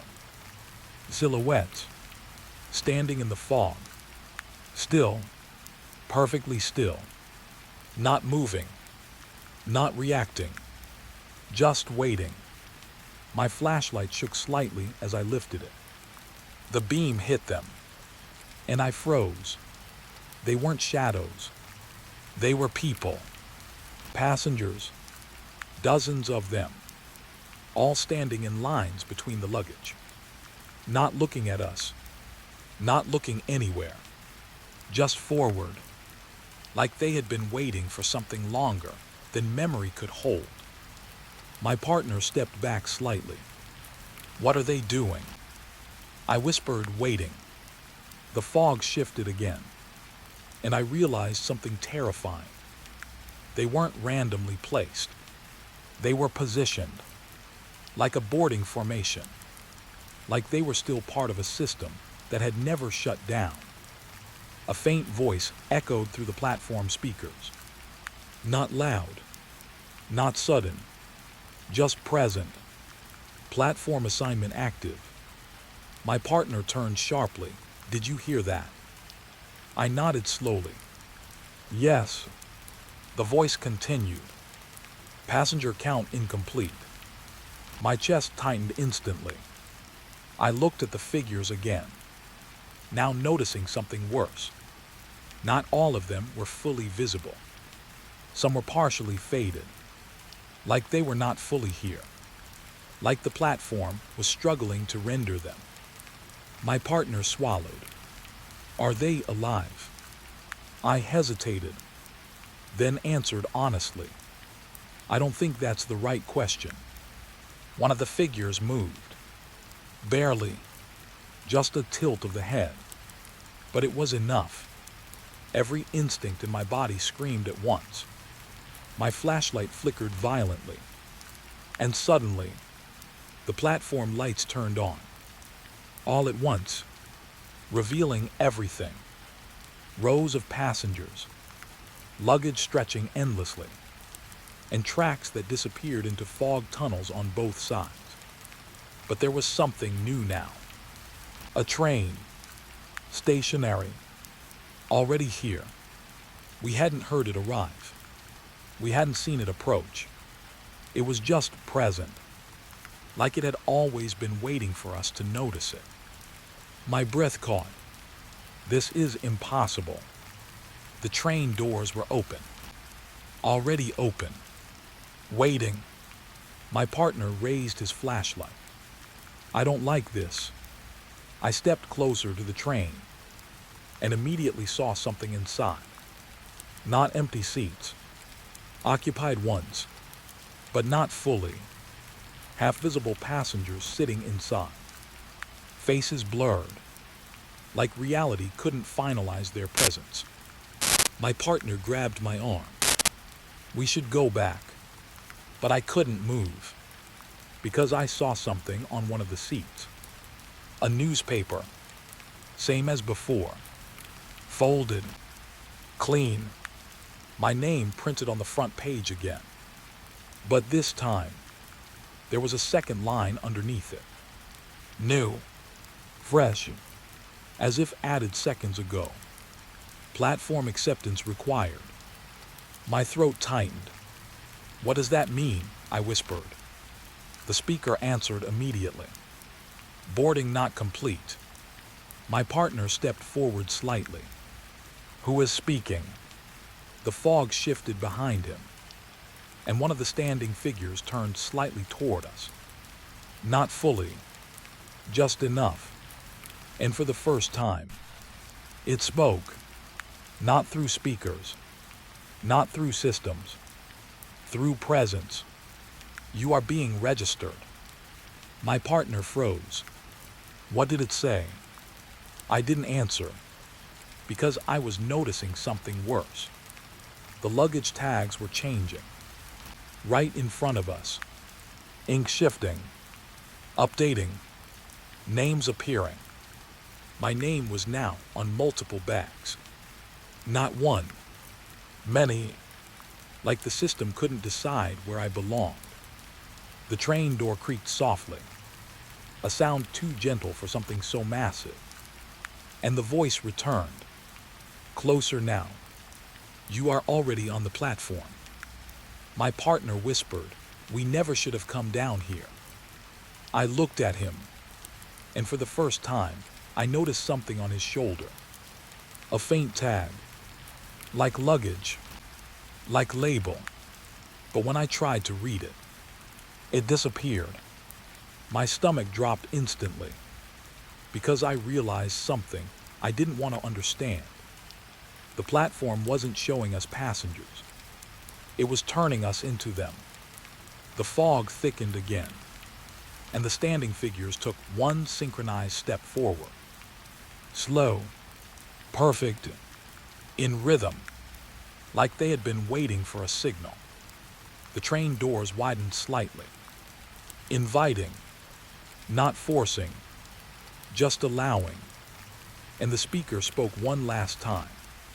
Calm, final. Next departure includes current observers. My partner grabbed my arm tighter. Tell me we're leaving. I looked at the train, then at the passengers, then at the luggage labeled with my name. And I realized we were never meant to find the platform. We were meant to complete it. And somewhere deep in the fog, something counted us again. The radio started speaking before I touched it. Just static at first. Then my name. Clear, soft, like someone leaning too close in the dark. I froze in the middle of the control room. The signalman's hut wasn't supposed to have live equipment anymore. Everything here was dead, officially cut off years ago. But the speaker crackled again. And this time it wasn't just my name. It was others. Names I had seen before. On luggage tags. On train logs.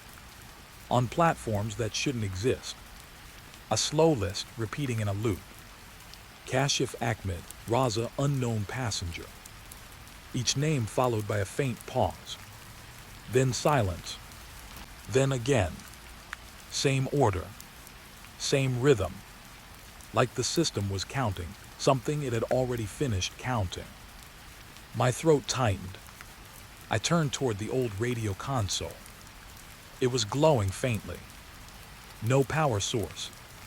No wires active. Just a soft green light pulsing in time with the names. I whispered without thinking, "Who is broadcasting this?" The radio answered immediately. Not with a voice. With continuation. Missing passenger registry active. My skin went cold. That phrase didn't sound like a message. It sounded like a process. Like something still running in the background. I stepped closer slowly. Each step felt heavier than the last. The room smelled different now. Not dust. Not rust. Something older. Like burnt paper trapped inside metal. The radio crackled again. And suddenly the list changed. The names stopped repeating randomly. They started organizing. By order. By sequence. By direction. My name moved upward. Not physically, but audibly, now appearing earlier in the loop. Closer to the front. Like something was upgrading my priority. I stepped back immediately. "No," I whispered. "No, that's not how this works." But the radio didn't care. It never did. It just continued. Passenger sequence nearing completion. My breath got stuck in my chest. Completion. That word shouldn't exist in a missing persons broadcast. I grabbed the microphone on instinct. "Stop the transmission," I said. My voice sounded too small in the room. Static answered. Then, a new voice layered over it. Calm. Mechanical. Almost polite. Interference detected. My grip tightened. "I'm not interference," I said. "I'm reporting this." A pause. Then the radio responded. "You are listed." My stomach dropped instantly. I stepped back from the console. "That's impossible." But even as I said it, the speakers changed tone. The loop stopped for half a second. And in that silence, I heard something worse. Breathing. Not from me. Not from outside. From inside the radio. Slow. Controlled. Like something was waiting for me to listen properly. Then the names returned. But now they were different. They weren't just repeating. They were reacting. Each time my name was spoken, the signal distorted slightly. Like the system was struggling to decide where I belonged in the sequence. I backed away slowly. My flashlight hit the wall behind me. Old railway maps were still pinned there. But now I noticed something new. Red markings. Not drawn. Burned into the paper. Routes connecting places that were officially disconnected. Black Hollow Station. Underground platform. Signal hut. Train logs. All connected. Like a closed loop. My mind refused to accept it. I whispered, "This isn't real." The radio responded immediately. Reality status unstable. My chest tightened. I turned toward the window. Outside, the fog had thickened again. But now it wasn't random. It was structured, moving in lines, like tracks forming in midair. And in those fog lines, I saw movement, shapes, passengers, still standing, still waiting, the same figures from the platform. Except now they were closer. Too close. My partner's voice crackled through my memory. We should have left when we could. But it was too late for that thought. Because the radio suddenly changed tone again. And this time it stopped listing names. It started reading messages. Personal ones. My blood turned cold when I heard the first sentence. Journalist continues observation despite termination warnings. I stepped forward instantly. What termination warning? The radio didn't answer directly. Instead, it played a recording, my own voice, but I didn't say those words. I think the train is trying to remember us. I froze completely. That recording didn't exist. I never said that. But there it was. Clear, unedited. The radio paused, then continued calmly. Recorded self-awareness detected. My breath got shallow. I looked around the room quickly. Everything felt slightly off now. The chair I had been sitting on earlier was angled differently. The door was slightly open, even though I hadn't moved it. The radio loop resumed again. But now it wasn't just names. It was locations. Signal HUD, underground platform, train carriage observation, each one followed by silence. Then, my name again, always returning, always closer. I slammed my hand on the console. "Stop this," I shouted. The lights flickered violently, and for the first time, the radio stopped. Complete silence. It felt worse than the voices. I stood still, waiting, listening. My heartbeat became too loud in the quiet. Then the radio spoke again, but this time directly. Not through speakers, not through distortion, just inside the room. "Close, behind me. You are already part of the broadcast." I turned instantly. Nothing there, but the microphone on the table was now lit, even though I hadn't activated it. My hand shook slightly. I stepped closer, and when I looked at the recording panel, it showed something I didn't expect. A live feed, not of the room, not of the station, but of the train. Inside, passengers sitting silently, including one seat facing directly toward the camera. Empty, waiting, with my name flashing above it. My throat tightened. "No," I whispered. The radio voice returned. Calm, final. You were never outside the system. My pulse spiked. "I didn't board," I said. A pause. Then the answer came. "You documented boarding." My mind froze. That didn't make sense. But the memory shifted slightly, like something was being rewritten in real time. I saw flashes. Platform, train door, light, open carriage, my hand on the rail. No clear beginning, no clear exit, just continuity. My stomach dropped. I stepped back quickly. "This isn't real memory," I whispered. The radio responded softly. "Memory is archival data." The fog outside thickened suddenly, and for the first time, the radio loop changed again. But this time it wasn't names. It was instructions. Observer final phase initiated. My breath stopped. I looked at the console and realized something horrifying. The recording device wasn't recording anymore. It was labeling, assigning, organizing me. Like data, like cargo. The microphone clicked softly, and a final message played.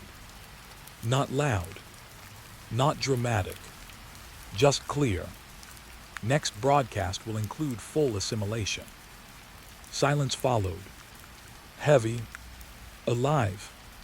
Then the radio light turned from green to red, and every reflection in the room showed me already sitting inside the train. The hymn started before I even saw the church. Soft, broken, like someone singing underwater. I stopped walking instantly on the empty road. The wind from the sea was strong, but it didn't move anything around me. Even the abandoned signboards stayed still, like they were holding their breath. My camera light flickered once, then stabilized, and that's when I heard it again.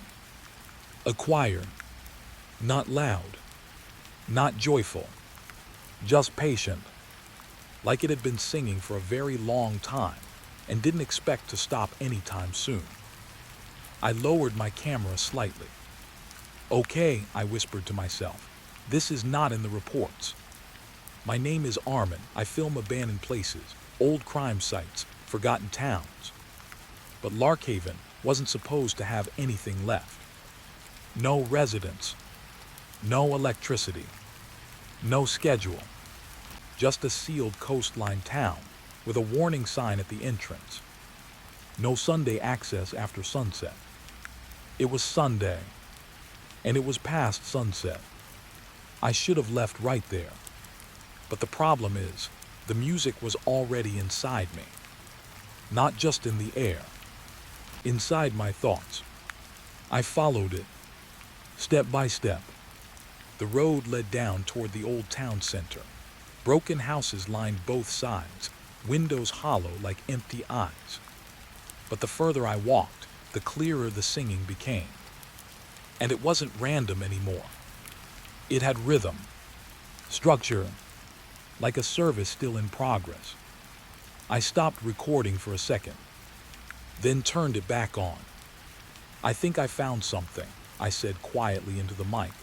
There's sound coming from the church, but this place is abandoned, completely abandoned. Even saying it out loud felt wrong, because I could see it now. The church, at the end of the street, still standing, too intact, too clean compared to everything else. The doors were slightly open, like someone was expecting me. I hesitated before stepping closer, and that's when I noticed something strange. The ground near the entrance wasn't dusty like the rest of the town.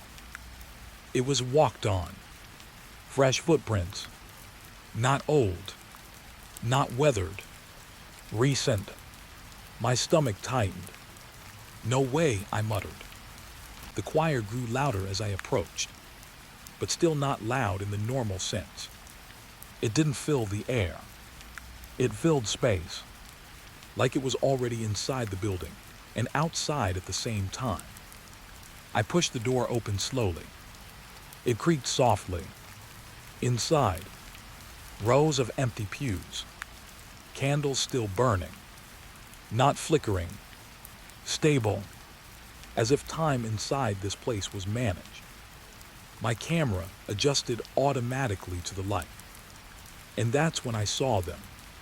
The choir, standing at the far end, not on a stage, not in robes like I expected, just people, normal clothes, facing forward, singing.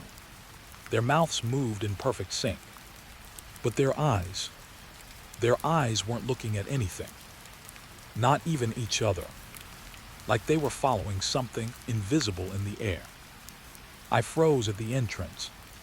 My breath got shallow, because I realized something. They weren't singing randomly.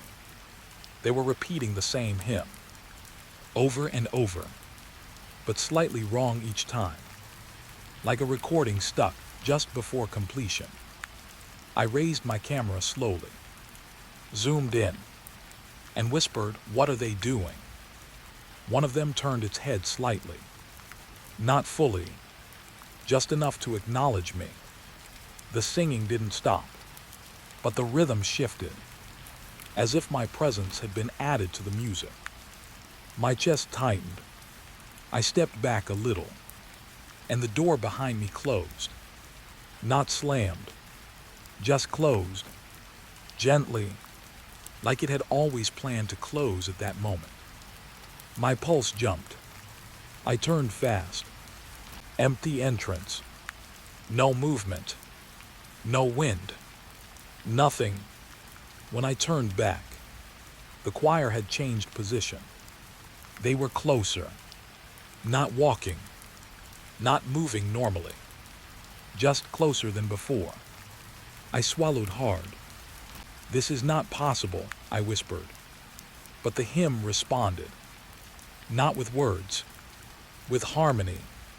The voices deepened slightly, and I felt something worse.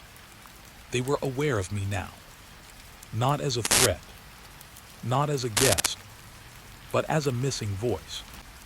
I looked at my camera screen.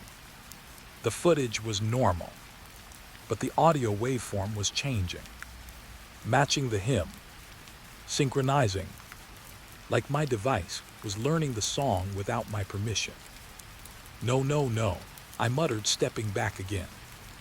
And that's when I noticed the altar. Something was placed on it. A microphone. Old. Wired. Still active. The cable ran down behind the altar into the floor, like it was feeding something beneath the church. My throat tightened, because I realized the singing wasn't coming from the choir.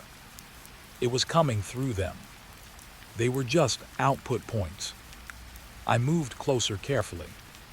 Each step felt heavier. The hymn softened slightly as I approached the altar, like it was listening to me instead of performing for me.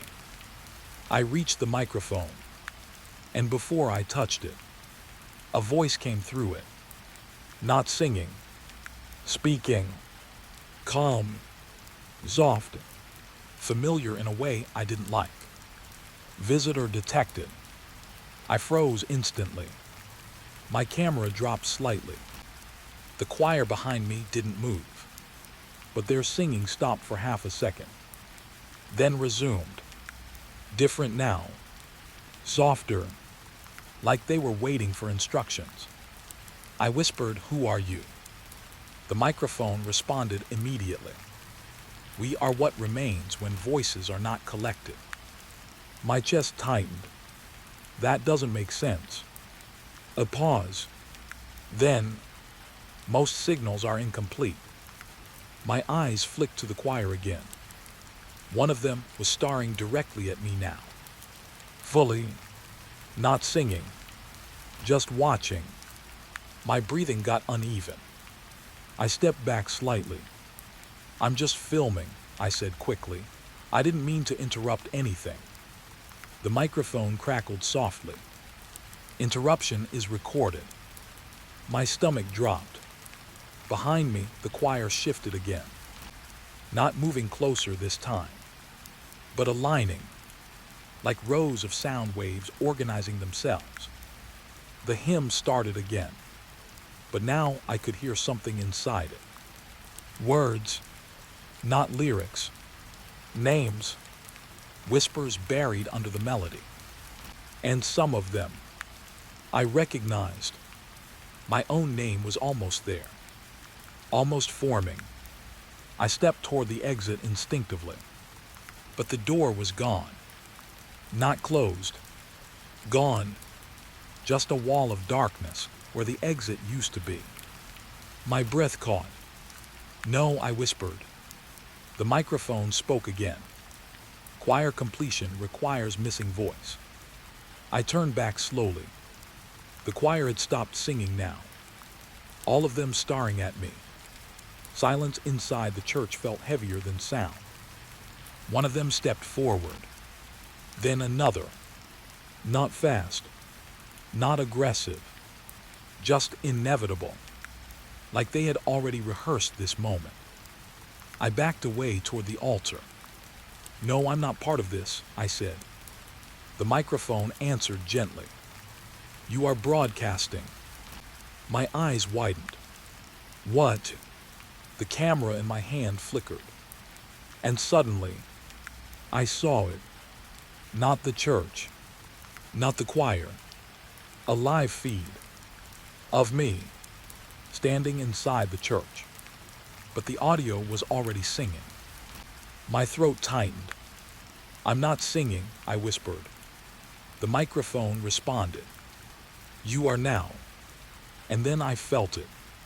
My voice, not fully mine anymore, layering underneath my breathing, joining something I didn't choose. The hymn rising again. Inside me, not around me. The choir stopped moving, and for the first time, they smiled slightly, like the missing voice had finally arrived. My camera tilted downward slowly, and on the screen, my reflection was singing with them. The houses were still warm when they found them. That's what didn't make sense. Not abandoned, not broken into, not attacked. Just paused, like someone had pressed stop in the middle of normal life and never returned to press play again. I stood at the edge of the Fisher district, the sea wind cutting through my jacket, my camera hanging useless in my hand. The place looked alive from a distance. Lights still on in some windows, curtains slightly moving, a child's toy rocking slowly on a porch swing. But there was no sound, no voices, no dogs, no footsteps, just that heavy silence that feels wrong in places that are supposed to be lived in. My guide didn't come with me inside the street. He stopped at the entrance and shook his head. "I'm not going in there again," he said quietly. His face looked pale even in the dim light. "You've been here before?" I asked. He didn't answer right away. Then he whispered once, "I still hear my name sometimes." That made my stomach tighten, but I didn't stop. I should have, but I didn't, because I'd already seen the news clips. Entire Fisher families missing overnight. No forced entry, no distress calls, just empty homes with food still on the table. Like life had been interrupted mid-breath. I stepped into the street and immediately felt it. Not danger, awareness, like the houses were noticing me. My camera lens fogged slightly, even though the air wasn't cold enough for it. I wiped it quickly and kept moving. The first house was open, door slightly ajar, swinging just a little with the wind. I pushed it gently. It creaked like it was trying not to make noise. Inside, dinner table set, plates untouched, steam long gone, but the smell still there. Something cooked recently. Too recently. My throat tightened. "Hello," I called out softly. No answer. Only the faint sound of a spoon tapping against porcelain. I froze. My eyes locked on the table. Nothing moved. Then, tap, again, from somewhere deeper in the house. I stepped forward slowly, trying to control my breathing. The hallway was dark, but not fully dark. Like the house refused to turn completely off. Photos lined the walls. Families smiling. Children holding fish nets. Men on boats. Normal lives. Frozen in memory. I reached the kitchen. Empty. But the sink was running. Slowly. Dripping. As if someone had just left. My camera picked up a faint static sound. I turned it slightly, trying to fix the audio. And that's when I heard it. Not from the house. From the recording itself. A whisper. "Don't let them hear you breathing." I stopped instantly. My chest tightened. I looked around the kitchen. Nothing. Just water dripping. I checked my camera. Playback was normal. No sound like that recorded. But I had heard it. Clear. Close. Behind me. I turned fast. Empty hallway. Still house. Same silence. But now my breathing felt too loud. I left the house quickly, stepped back into the street, and immediately regretted it. Because the street had changed. Subtle, but wrong. More curtains were open now. More doors slightly ajar. Like the houses were waking up. Watching. I swallowed hard. "Okay, this is not normal," I whispered to myself. Then I saw the next house. Its door was fully open, not inviting, just waiting. Inside, I could see movement.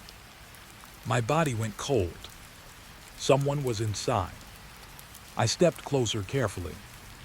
My camera lifted automatically, zooming, and I saw them. A family, sitting at the table. A man, a woman, 2 children, all eating. Slowly, normally. My breath caught. They were alive. I almost called out, but something stopped me, because they weren't talking, not even looking at each other, just eating, in perfect silence, too synchronized, too rehearsed, like they were performing normal life instead of living it. I raised my camera higher and zoomed in on the father. His hand paused midair, fork hovering above his plate. Then slowly, he turned his head, not toward the window, not toward me, but slightly above me, like he was looking at something behind reality. His lips moved. No sound came out, but I felt it anyway. A pressure in my ears, like words forming without air. My camera crackled with static again. Then, the voice returned. Soft, flat, observation detected. I stepped back instantly. My shoe hit the pavement too loudly. The sound echoed, and the family inside stopped moving. All at once, like someone had paused them. The father's fork dropped slightly, but didn't fall, just hung in the air. My heart started beating faster. No, no, no, no, I muttered. The street behind me felt different now. Heavier, more present, like the houses were no longer just structures. They were aware of interruption. I turned quickly and walked faster, trying to leave that house behind. But then I noticed something worse. The other houses were now facing me, not physically moving, but visually aligned. Windows that were once random were now all oriented toward the same point. Me, every single one. My throat went dry. This is insane, I whispered. My camera battery dropped suddenly from 78% to 52%. No warning, no reason, just loss. I stopped walking, checked it again. 51%, then 50%. It was draining while I stood still. I looked around and realized the houses were not just watching, they were measuring. I turned off the camera screen, tried to conserve power, but the battery kept dropping. 48%, 47%. Something was actively consuming it. Then I heard it again, a sound from inside the houses, not whispering this time, breathing all around me, slow, collected, like the entire street was inhaling at once. My pulse spiked. I backed away slowly, and that's when I saw the road behind me. It wasn't empty anymore. Figures stood at the far end.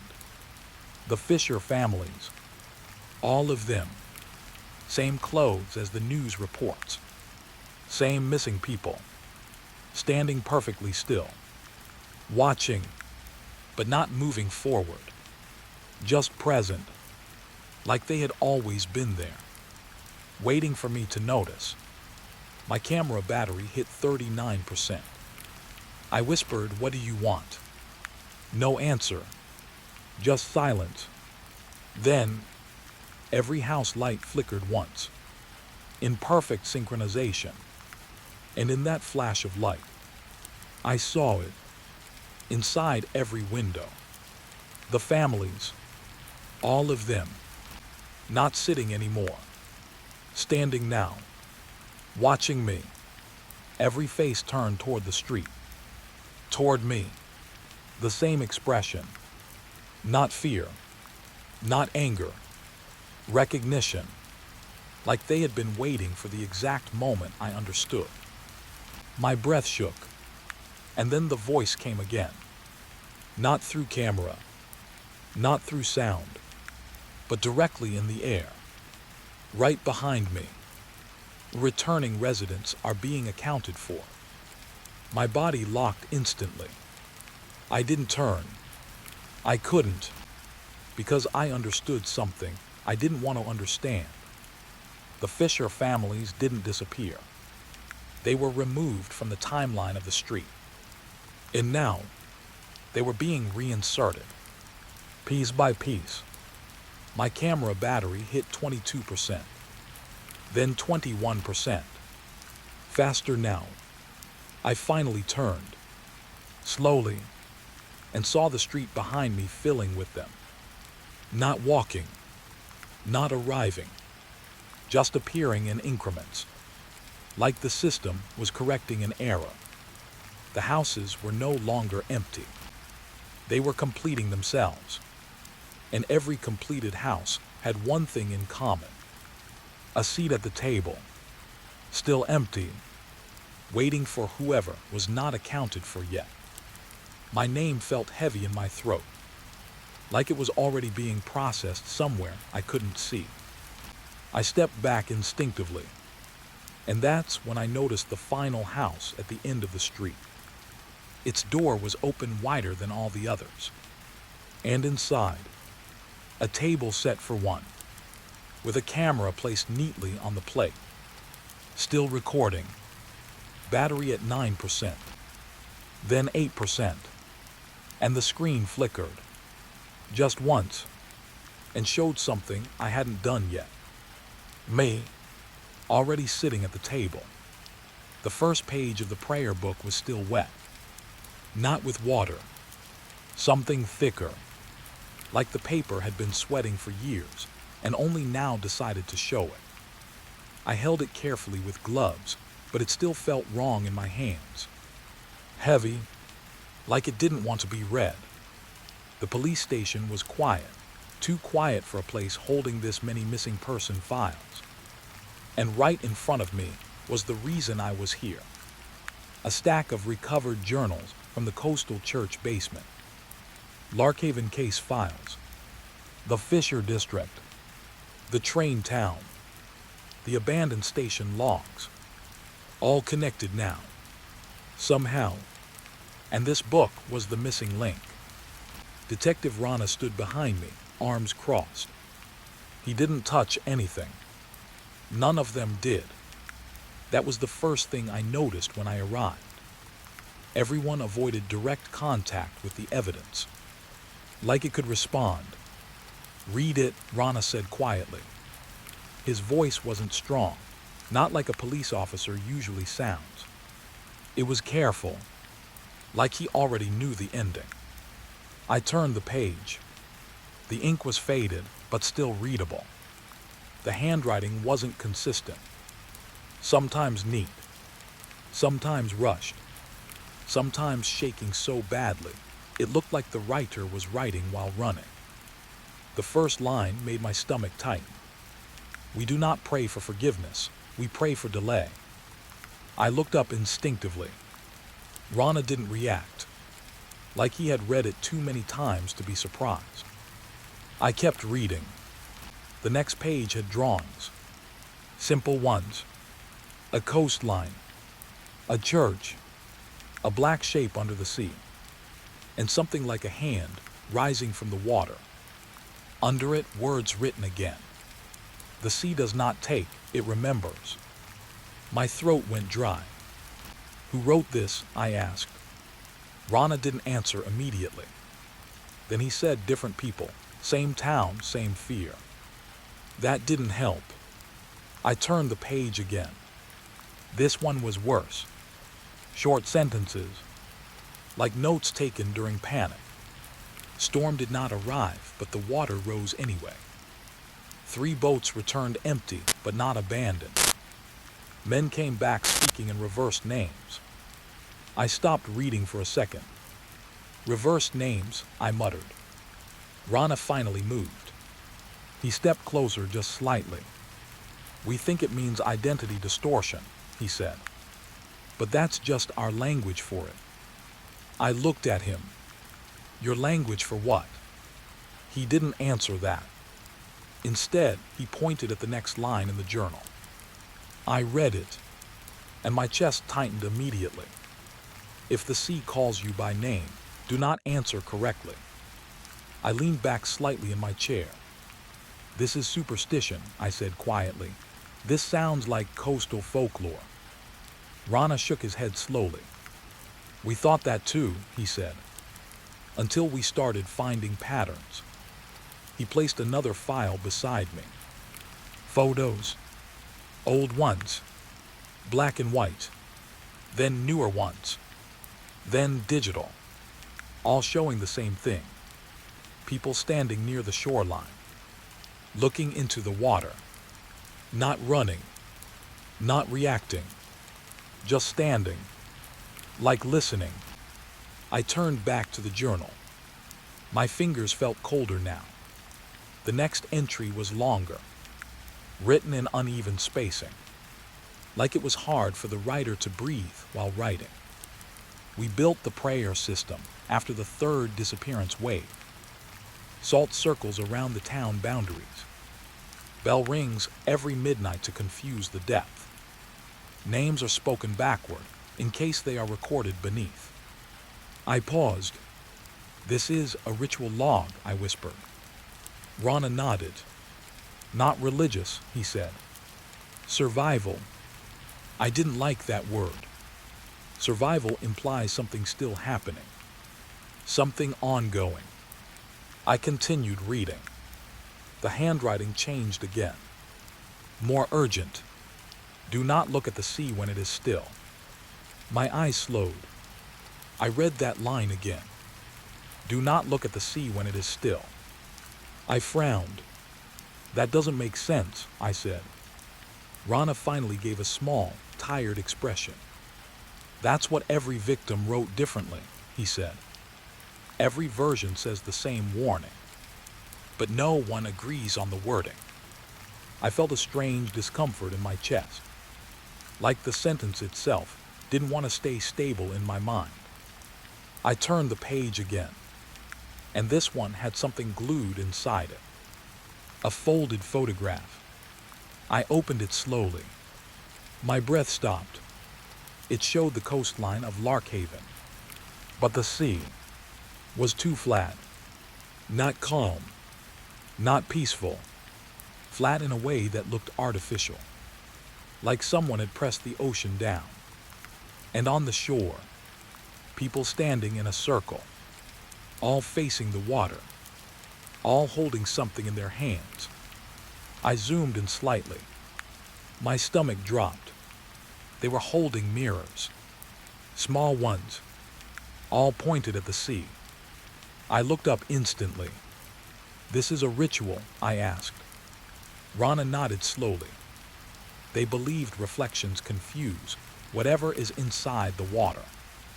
I felt my throat tighten. What is inside the water? He didn't answer directly. Instead, he said something that made my skin go cold. Read the next page. I turned it and immediately regretted it. This entry was different. No drawings, no structure, just one long paragraph. Like confession. If the sea learns your face, it will begin to visit your land wearing your shape. My fingers went still. I read it again. Wearing your shape. My voice came out quieter than I expected. Rana watched me carefully now. Not interrupting. Not explaining. Just observing my reaction. I kept reading. Protection failed when the sea started speaking through storm instead of waves. Then through wind. Then through people who never entered the water. My heart started beating faster. I looked up. This is describing possession, I said slowly. Rana shook his head. No, he replied. Something worse. I didn't ask what, because I already felt the answer forming in the silence between us. I turned another page. This one had names, hundreds of them, written in columns, crossed out, then rewritten, then reversed, then erased again, like someone was trying to keep track of something that refused to stay counted. At the bottom, one line stood out. If a name disappears from the page, it is no longer safe above the water. My stomach dropped. I looked at Rana. Is this real? I asked. He didn't answer immediately. Then he said, we found these in a sealed church basement. And the church doesn't exist on any official map anymore. That made no sense. But nothing here did. I closed the journal slightly, then opened it again, because I couldn't stop. The last page had something different. Fresh ink, much fresher than the rest, like it had been written recently, even though the book was supposed to be decades old. The line read, "The sea is no longer waiting." I felt a chill move up my spine. Under it, another line appeared, faded at first, then darker, as if becoming visible while I looked at it. It is already inside the town. I stepped back slightly from the table. No, I whispered. That's not possible. Rana finally spoke again, but his voice was lower now. That's what the last investigator said. I looked at him. What happened to him? He hesitated, then said he stopped recognizing his own name. My chest tightened. I closed the journal fully now. But even through the cover, I felt something wrong. Like it was still open somewhere, still reading me back. Rana picked up another file from the stack. Look at this, he said. I opened it. It was a recording transcript. Emergency audio recovered from a Coast Guard patrol. I read the first line. Subject reports shoreline moving inland. I frowned. That's impossible, I said. Rana didn't react. I kept reading. Waterline is not rising. Land is shifting toward water. My hands went cold. The next line made my stomach twist. People are standing in water, but not getting wet. I stopped, looked up. Rana spoke softly now. We sent a team to verify, and they came back with something else entirely. I swallowed hard. What? He looked at the journal on the table, then at me. They came back repeating prayers they never learned. Silence filled the room. Heavy, uncomfortable, like the air itself was waiting for me to understand something I wasn't ready to see. I looked at the journal again, and for a moment, just a moment, I thought I heard it. Not outside, not in the room, but under the words I had just read. A distant sound, like waves hitting something that wasn't there anymore. And then a whisper followed it. Soft, patient, familiar, saying my name backwards. The footprints were there again, but this time they were closer. I stopped walking the moment I saw them. The sand looked normal from far away, calm, flat, like nothing had ever disturbed it. But when I stepped closer, the illusion broke. Human-shaped prints, deep, fresh, still holding shape like the sand had only just agreed to remember them. And they were pointing inland, not randomly, not scattered, in a straight, patient line, like something had walked out of the sea and already knew exactly where it was going. I lowered my camera slowly. My mouth felt dry. This is not possible, I whispered to myself. The tide was low, too low. The ocean sat far back, unusually still. No waves hitting the shore, no foam. Just a flat stretch of water that looked unfinished, like it was waiting for permission to move again. I crouched near the first footprint. The edges were sharp, too sharp. Sand normally collapses fast, especially this close to water. But these prints looked fresh in a way that didn't belong to nature. I placed my finger near the edge without touching it, and immediately felt something strange. A faint vibration, not in the ground, in my hand. I pulled back instantly. My heart gave a small jump. "No, okay, that's new," I muttered. I turned my camera toward the footprints, zoomed in, and that's when I noticed something worse. They weren't just footprints. They were different sizes. Some normal, some slightly too long, some too narrow. Like multiple people were walking in the exact same path, but not in sync. I stood up quickly. The wind from the sea shifted behind me. Cold, slow, almost intentional. I turned slightly. The shoreline stretched endlessly left and right. Empty, but not empty in a peaceful way. Empty like something had recently been removed. I followed the prints, step by step. My boots landed inside them without meaning to. And every time I stepped into one, I felt a faint pressure under my feet, like stepping into something that wasn't fully solid anymore. My camera battery flickered down to 64%. I frowned. "That's fast," I whispered. I turned it off and on again. It didn't help. The number stayed unstable. 63%. 62%. Slow drop. I looked back at the sea. It still wasn't moving properly. No waves. No rhythm. Just a dull surface that looked too aware of itself.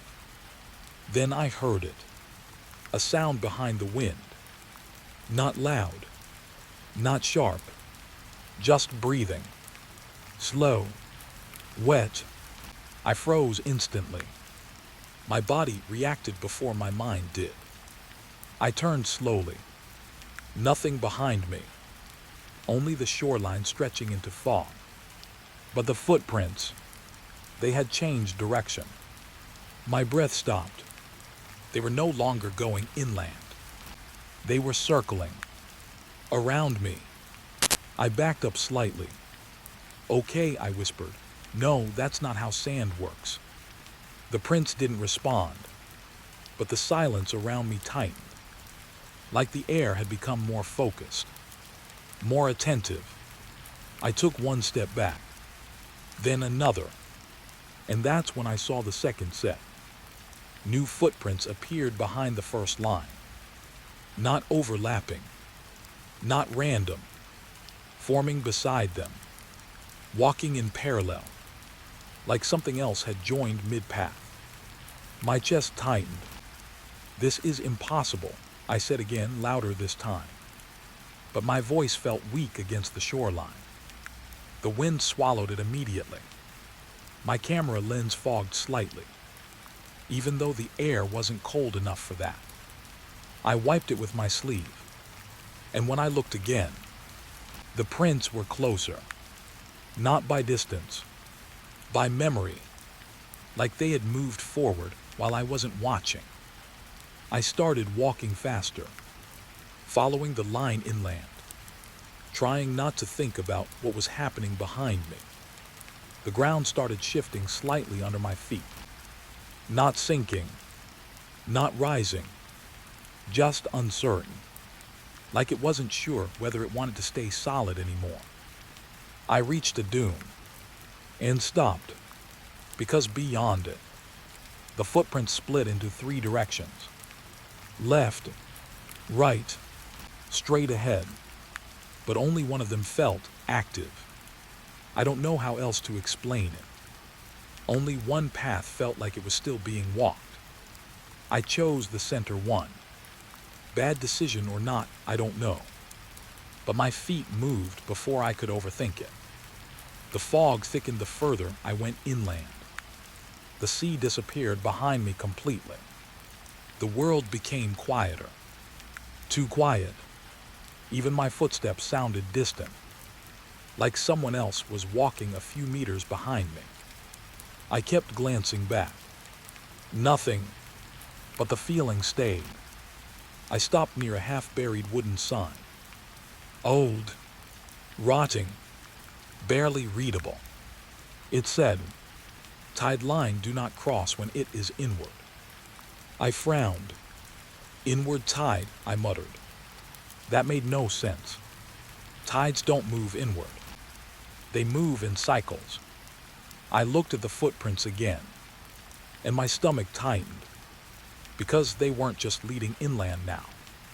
They were leading downward, into a slope I hadn't noticed before. A shallow dip in the ground, like the earth itself had softened. I stepped carefully down. The air changed instantly. It felt heavier, denser, like I had entered a space that didn't fully belong to surface reality anymore. My camera started picking up static, light crackles in the audio feed. I tapped it lightly. "Come on, don't do this now," I whispered. The static didn't stop. It got clearer. Not random noise. Patterns, rhythmic, almost like footsteps. I stopped, listened. Yes, footsteps, but not mine, not the wind. Something else was moving in sync with my recording. I turned off audio. The moment I did, silence hit harder than before. And then, the footprints in front of me changed again.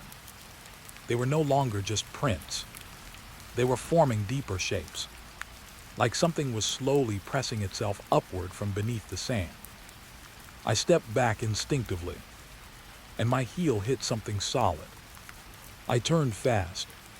A footprint, fresh, right behind me, perfectly formed, facing me, not going anywhere, just standing there, like it had been waiting for me to turn around. My chest tightened instantly. "No," I whispered. The fog behind it thickened, and for a split second, I thought I saw movement inside it. Not a person, not clearly, just the suggestion of something standing too still to be human. I backed away slowly. My breathing got uneven. The footprints around me stopped progressing. All of them, every direction, frozen, like the system had paused.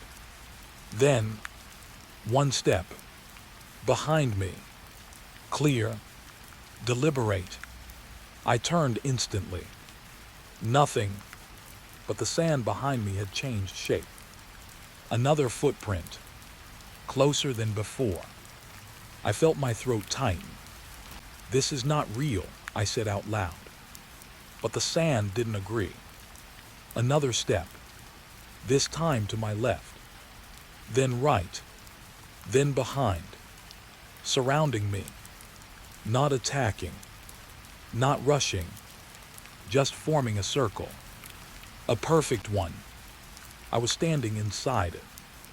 My camera battery dropped to 41%, then 40%. Faster now. Something was draining it again. I raised the camera slightly, and for the first time, the screen flickered. Not static. An image, a live feed, of the footprints, but now they weren't empty. There were people inside them, not fully formed, not fully visible, just outlines, walking, following the path. And I realized something that made my stomach turn cold. They weren't walking toward land. They were walking out of it, through me. I stepped backward instinctively, and my foot landed inside one of the prints. Instant pressure. Sharp, like stepping into someone else's weight. My breath stopped. The air around me shifted immediately. The footprints reacted. All at once. Every single one. Turning slightly toward me. Like they had finally recognized where the path ended. My camera battery hit 18%. Then 17%. Faster. I pulled my foot out. And the moment I did, the circle broke. But not in relief. In response, the footprints began moving again. But now they were converging. All paths merging into one direction. Toward me. My heartbeat surged. I stepped back quickly, and the ground behind me was no longer sand. It was softer, sinking, like something under it had just inhaled. And I understood something I didn't want to understand. The tide line wasn't a place. It was a boundary, and I had crossed it. The wind shifted again, but this time it wasn't from the sea. It was from beneath me, and it carried a whisper, soft, patient, already familiar, saying my name through the sand. It started with the divers refusing to go back in, not because of fear of drowning, not because of equipment failure, because of the sound. That's what they kept saying when they came up. The bell, it's still ringing down there. At first, the Coast Guard thought it was stress. Underwater pressure hallucinations. Simple explanation. Until the recordings came back. I was standing in the control room when they played it. Cold fluorescent lights above me. Wet gear smell everywhere. And a silence so tight it felt like even the walls were listening. The diver's camera feed flickered on the screen. Dark water. Slow movement. Visibility almost nothing. Just suspended particles floating like dust in a forgotten room. Then the diver's voice came through. Low. Unsteady. Depth 70 meters. Approaching submerged town boundary. A pause. Then, do you hear that? The surface operator leaned forward. Hear what? He asked. No answer for a moment. Only breathing. Then the diver again. There's a bell. I frowned instantly. The operator looked at me. I shook my head slightly. No underwater bell structure existed there. That town was mapped decades ago. Collapsed after the flood event. Officially erased from navigation routes. The feed continued. The diver descended further. Camera tilted downward. And the water started to change. Not visually at first, but behaviorally. Particles stopped drifting randomly. They began moving in one direction. Downward, like something below was pulling them into alignment. The diver noticed it too. His breathing shifted. Current is wrong, he said. A pause. Then softer. Something is pulling.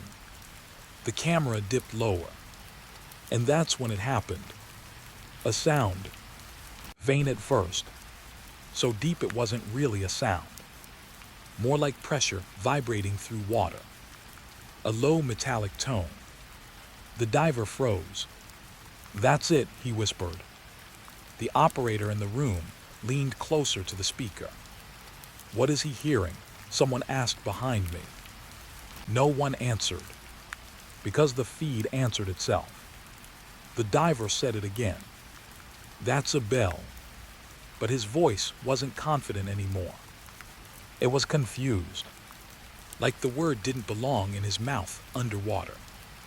The camera tilted again, and for the first time, we saw something far below. A shape, not moving, just existing in the darkness. A structure, massive, broken, half buried in silt. The submerged church. I felt a strange tightness in my chest, even though I already knew it existed on paper. Seeing it made it real in a way documents never could. The diver whispered, "I found the town edge," then stopped. Completely. Silence filled the feed. Not even breathing. The operator spoke quickly. "Report your status." Nothing. Only the faint sound of bubbles escaping somewhere off frame. Then, the bell rang again. Clearer this time. Not distant. Not imagined. Close enough that even through water distortion, it carried weight. The diver finally spoke again. But his voice changed. Not panic. Not fear. Something worse. Recognition. It's still ringing. Then a pause. A long one. And then, but there is no bell above me. I felt my skin go cold. The camera feed shifted. Slowly. Downward. And we saw it. The bell. Not attached to any structure. Not hanging. Just suspended in the water beneath the ruined church. Still swinging. Slowly. Like something invisible was moving it. The operator muttered, "That's impossible." But no one moved. No one breathed normally. Because something else was visible now. Around the bell. Figures. Not fully clear. Not fully human. Standing in the water like it was air. Facing inward. Listening. The diver whispered again. "They're here." Then his voice cracked slightly. "They're still praying." The feed distorted. Static built up. But through it we still heard the bell. Stronger now. Rhythmic.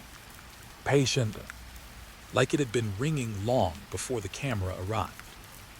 And would continue long after it stopped.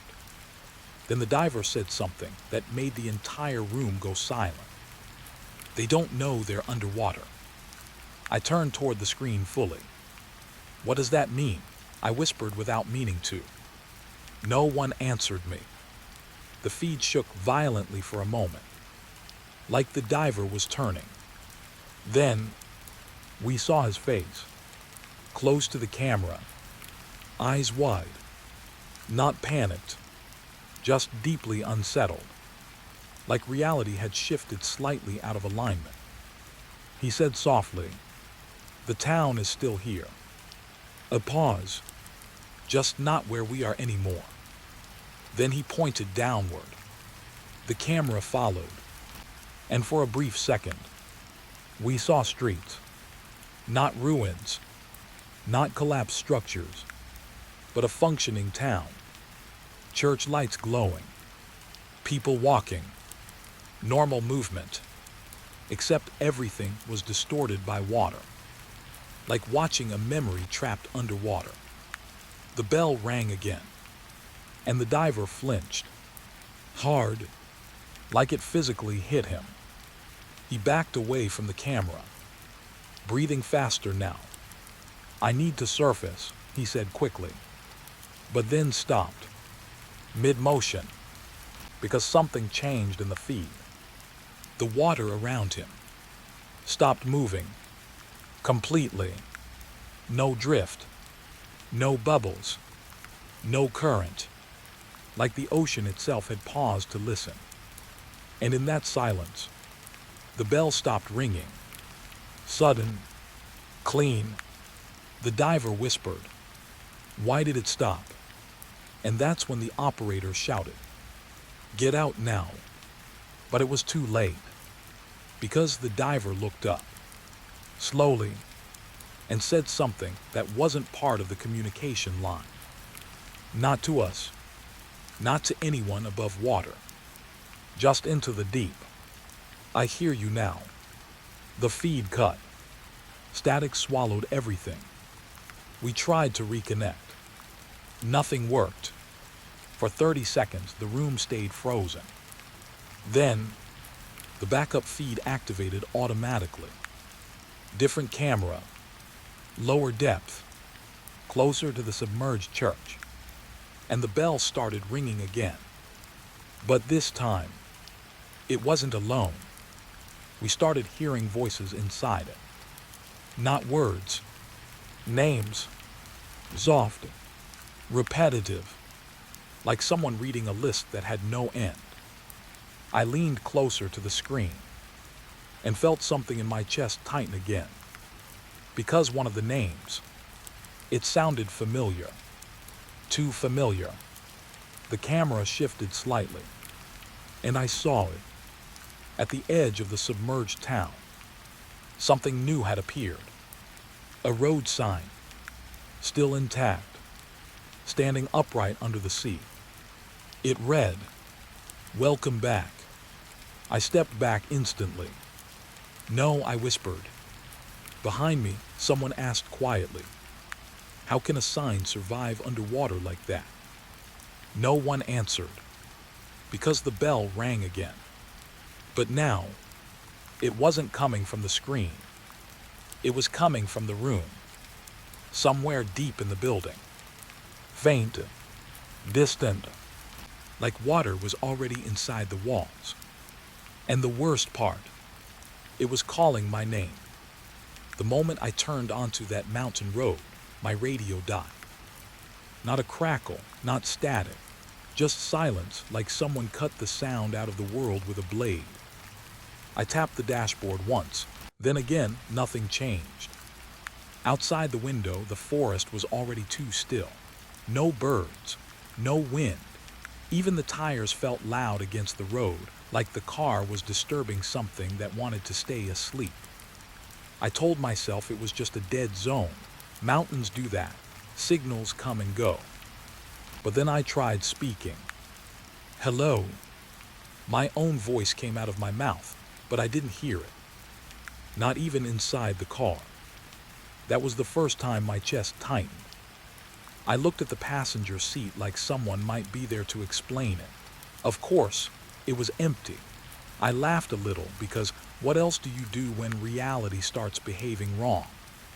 But the laugh didn't make a sound either. That's when I noticed the first sign on the roadside. A wooden board, old paint, faded white letters. "Welcome to DRAVN Pass." Below it, smaller text. "Speak softly, the mountain LISTENS." I slowed down without thinking. My foot just eased off the pedal like the car didn't belong to me anymore. The road curved deeper into the mountains and the silence got heavier. Not empty, heavy, like pressure behind my ears.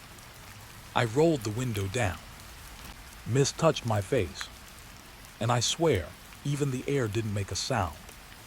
That's when I saw the village. It wasn't big, just a cluster of old stone houses clinging to the mountain like they were tired of falling. No smoke, no movement, no lights except a dull amber glow from somewhere deeper inside. I parked near what looked like a central square. The engine turned off, and the world didn't fill back in. No hum, no wind, no distant insects. Just absolute silence. I stepped out. My boots hit the ground. Nothing, not even gravel shifting. It felt like walking inside a photograph. That's when I heard footsteps. Not mine. Behind me. Slow, careful. I turned fast. A man stood there. Old coat, weathered face. Eyes that didn't look surprised to see me, just tired.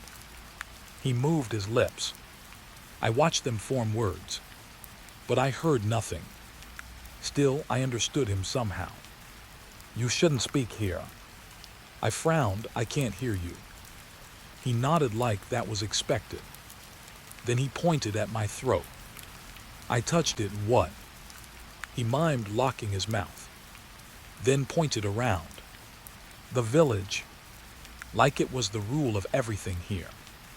I tried again. "What is this place?" My voice disappeared into my own head. No echo, no vibration, nothing. The man stepped closer. and handed me a small piece of paper. On it written in shaky ink, "Sound does not travel here, it stays, it returns." I looked at him. That doesn't make sense. But I didn't hear it. Yet his eyes widened slightly, like he had felt it anyway. He grabbed my arm suddenly and pulled me toward one of the houses. I hesitated, but something in his grip felt urgent, not violent, more like fear trying to move me. Inside the house, the silence became even thicker. He closed the door behind us. Then finally, he spoke again. Or maybe I just read his lips better in the dim light. "Do not speak out there, it answers." I signed with my hands. "Answers what?" He pointed upward. The ceiling creaked slightly, and for the first time I felt it. Not heard. Felt a pressure above us, like something listening from inside the structure of the world. The man lit a small oil lamp. The flame didn't flicker.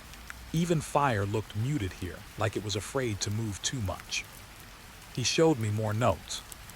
Pages from a journal. Names written again and again. Below each name, small marks like scratches or tally marks, but wrong, too organized. "What are these?" I mouthed. He hesitated, then wrote, "People who spoke." I felt my stomach tighten. He flipped another page. Sketches.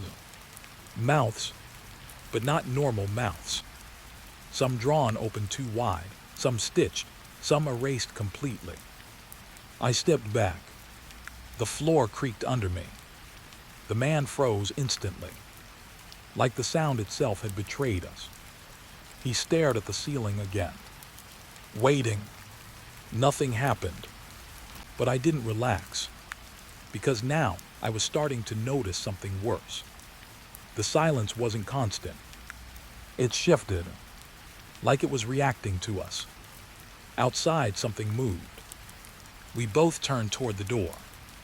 The man rushed forward and pressed his hand against it, signaling me to stay quiet. But I wasn't making any sound.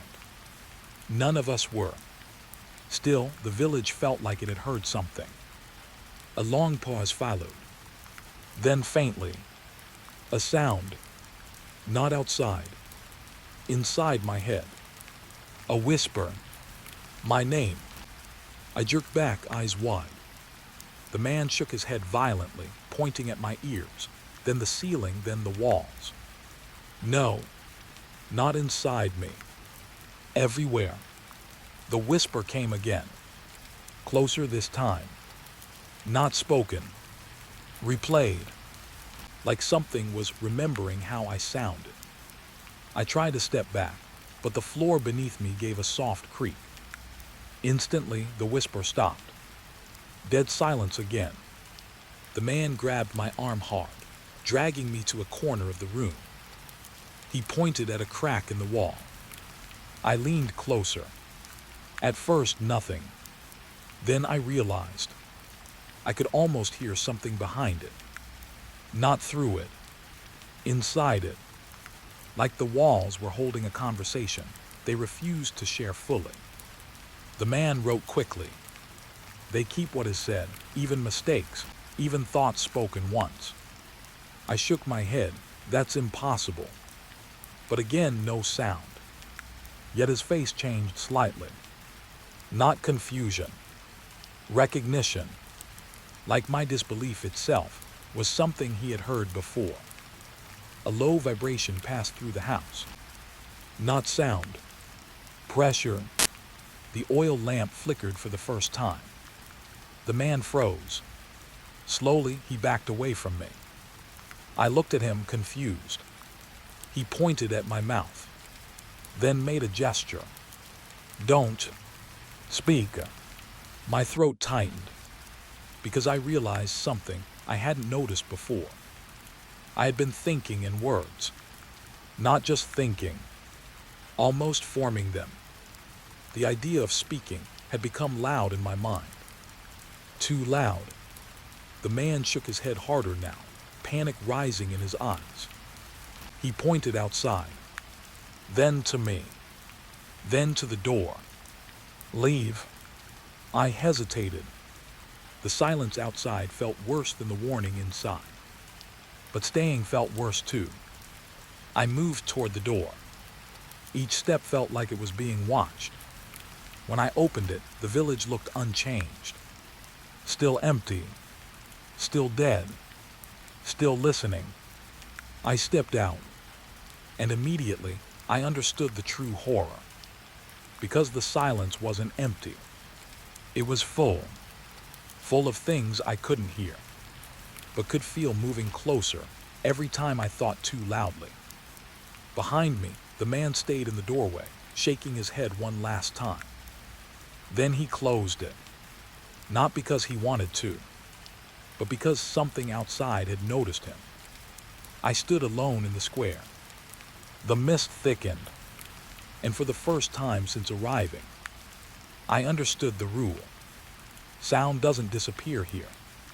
It stays alive, and something in this mountain feeds on it. As I stood there, I felt my thoughts slow. Not quiet, controlled, like something was pressing gently against my mind, shaping what I was allowed to think next. And in that moment, I realized the worst part. I wasn't lost in a silent town. I was inside something that was learning me. And somewhere in the fog ahead, it was learning how I sound. The road back was behind me, but I couldn't hear it anymore. Only the feeling remained, that if I spoke even once, the mountain would finally answer out loud. It was standing there before I even understood what I was seeing. A human shape trapped inside ice. Not lying down, not falling. Standing, like it had chosen to freeze while still on duty. My breath caught before I could even think. The wind on the mountain pass had stopped again. Not slowed, not softened. Stopped completely, like someone had pressed pause on the world just to make sure I noticed it. The lantern in the figure's hand was still burning. That was the first impossible thing. Fire inside ice, alive, steady, calm. I took a step closer without meaning to. The ground beneath my boots made no sound. Of course it didn't. Sound didn't live here anymore. But this was different. This silence felt like it was watching me approach. The frozen figure stood just outside a half-collapsed stone doorway, like it had been guarding the entrance. Or blocking it. I couldn't tell which one was worse. The body was male, maybe middle-aged, hard to tell under the ice layers that wrapped around his face like glass skin. His eyes were open. Not closed in death. Open. Still looking forward. Still aware. That's when I noticed something that made my stomach drop. The ice wasn't still. It was forming patterns. Slow, branching lines moving outward from the man's chest like veins. Like something inside him was still trying to expand. Still trying to become something else. I leaned closer. My reflection warped in the ice as I approached his face. And then I saw it. His lips, slightly parted, like he had been trying to speak when the freezing started. My throat tightened instinctively. I almost stepped back. But then, his eyes moved. Not a blink. A shift. A tiny, deliberate adjustment, like he was tracking me. My whole body locked. No, I whispered without thinking. But I didn't hear it. Still, I felt it. And so did he. Because his fingers twitched around the lantern. That small movement broke something in the silence. The lantern flared brighter. Not flame behavior. Reaction behavior. Like it was responding to attention.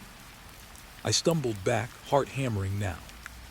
And the moment I did, the ice figure stopped moving again. Still, perfectly still, like I had imagined it. But I knew I hadn't, because the lantern stayed brighter than before. I forced myself to breathe. In this place, even panic felt dangerous, like emotion itself could make noise. I turned toward the doorway he was guarding. It led into a half-collapsed structure carved into the mountain. No sign, no markings. Just an opening that felt too clean compared to everything around it. Like something had been preserved here on purpose. My instincts screamed not to go in. But I had already crossed too many lines to pretend I had a choice anymore. I stepped forward, and as I passed the frozen man, I noticed something new. There were more shapes behind him. Not statues, not ice formations. People, all standing in different positions along the mountain path, all frozen mid-action. One had his hand raised like he was waving. Another was bent forward like he was running. Another had both hands over his ears, like he was trying to block something out. But all of them shared the same thing. Lanterns. Every single one was holding a lantern that still burned. I stopped, slowly turned in place. My mind tried to explain it. Failed instantly. This wasn't a freezing accident. This was a pattern, a preserved moment, a captured state, like time had been told to stop and only obeyed for certain things. I felt it then, the same pressure from the silent town earlier, but stronger here, focused, like something inside the mountain was aware I was noticing too much. I forced myself forward again, into the doorway. Inside, the temperature dropped sharply. Not cold. Wrong. The air inside felt thick, like breathing through water that had forgotten how to flow. My boots finally made sound here. A faint crunch. Ice dust underfoot.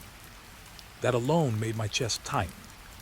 Because sound meant I was outside the silence now, but not safe from it. The interior opened into a narrow corridor, carved deep into stone. Walls covered in frost patterns that didn't match natural formation. They looked intentional, like writing, but not letters I recognized. As I walked, I started noticing something worse. The lantern light from outside didn't stay behind. It followed me, not physically, visually. The glow from the frozen figures outside stretched into the corridor like thin threads of light, as if their attention was still connected to me, still tracking, still present. I stopped again, and instantly the light threads tightened, not metaphorically, visually tightening, like they were reacting to my pause. My throat went dry. This place didn't just preserve people. It preserved observation. I started walking faster. The corridor bent downward now, spiraling deeper into the mountain. And with every step, I noticed more shapes in the ice walls. Not frozen bodies. Faces, embedded in the stone itself. Eyes closed. Eyes open. Some halfway formed, like they had been interrupted mid-materialization. One face looked exactly toward me. I froze. It didn't move, but I felt something in its expression. Recognition. No. Expectation. Like it had been waiting for me specifically to notice it. I forced myself to keep moving. Just a geological formation, I told myself silently. But the thought felt weak even inside my head. Because the silence here wasn't empty. It was structured, organized, like something was arranging reality into a listening shape. Then I heard it. A faint sound. Not outside. Inside my skull. A low crackling noise. Like ice breaking far away. I stopped again instantly. The sound stopped too. I swallowed hard. Tried to focus. And that's when I realized something terrifying. The sound was linked to my attention. not the environment. Me. If I focused on something, it responded. If I ignored it, it waited. I looked down the corridor and saw something new. A door. Not stone. Not ice. Metal. Completely out of place. Smooth black, no handle on my side. Just a seam running vertically down the center. And above it, a lantern bracket. Empty, but still warm looking. Like something had just been removed from it. I approached slowly, every instinct telling me not to, because now I understood the pattern. Frozen witnesses outside, lanterns preserved, attention-based silence, and now a sealed door that expected something to be placed back. I reached it. My hand hovered near the seam, and in that moment, the frozen world outside changed. I didn't see it. I felt it. All the lanterns, all at once, brightened, not slightly, not gradually, synchronized, like a system waking up. My breath stopped. The corridor behind me felt longer than before, like it had extended when I wasn't looking. I pressed my ear to the metal door. At first, nothing. Then, a sound, faint, but real. A voice, not speaking words, calling my name. Slow, careful, like it was testing how I reacted to hearing myself spoken by something else. I stepped back immediately, and the lantern glow behind me dimmed slightly. Not much, just enough to understand the rule. The closer I was to engagement, the stronger it became. I looked at the empty bracket above the door again, and realized something I didn't want to understand. The lanterns outside weren't just light sources. They were witnesses, and something here needed witnesses to stay alive. The frozen man at the doorway, the people along the path, the faces in the walls, all of them were watching something I hadn't yet fully seen. I took a slow step back from the door, and that's when the metal seam shifted, just slightly, like something on the other side had noticed I was about to leave. I stopped again, and the corridor went silent. Not peaceful silent, alert silent, like the entire structure had just turned its attention toward me. I realized then I wasn't exploring this place. I was participating in it. And somewhere deeper in the mountain, something was waiting for me to either place the lantern back or become the next witness frozen in the doorway. As I stood there, I noticed one more thing. My shadow on the wall. It wasn't matching my movements perfectly anymore. It was slightly delayed, like it was learning how to stay in sync. And that was when I understood the worst possibility yet. The mountain wasn't just freezing people. It was copying them, slowly, carefully, and I was already inside its observation range. The file opened with my name on it. That was the first mistake. My hands went cold before my mind even caught up. The paper wasn't old or dusty. It was recent, clean ink, official stamp, government header. Winter census log, DRAVN Pass region. And there it was. A list of names.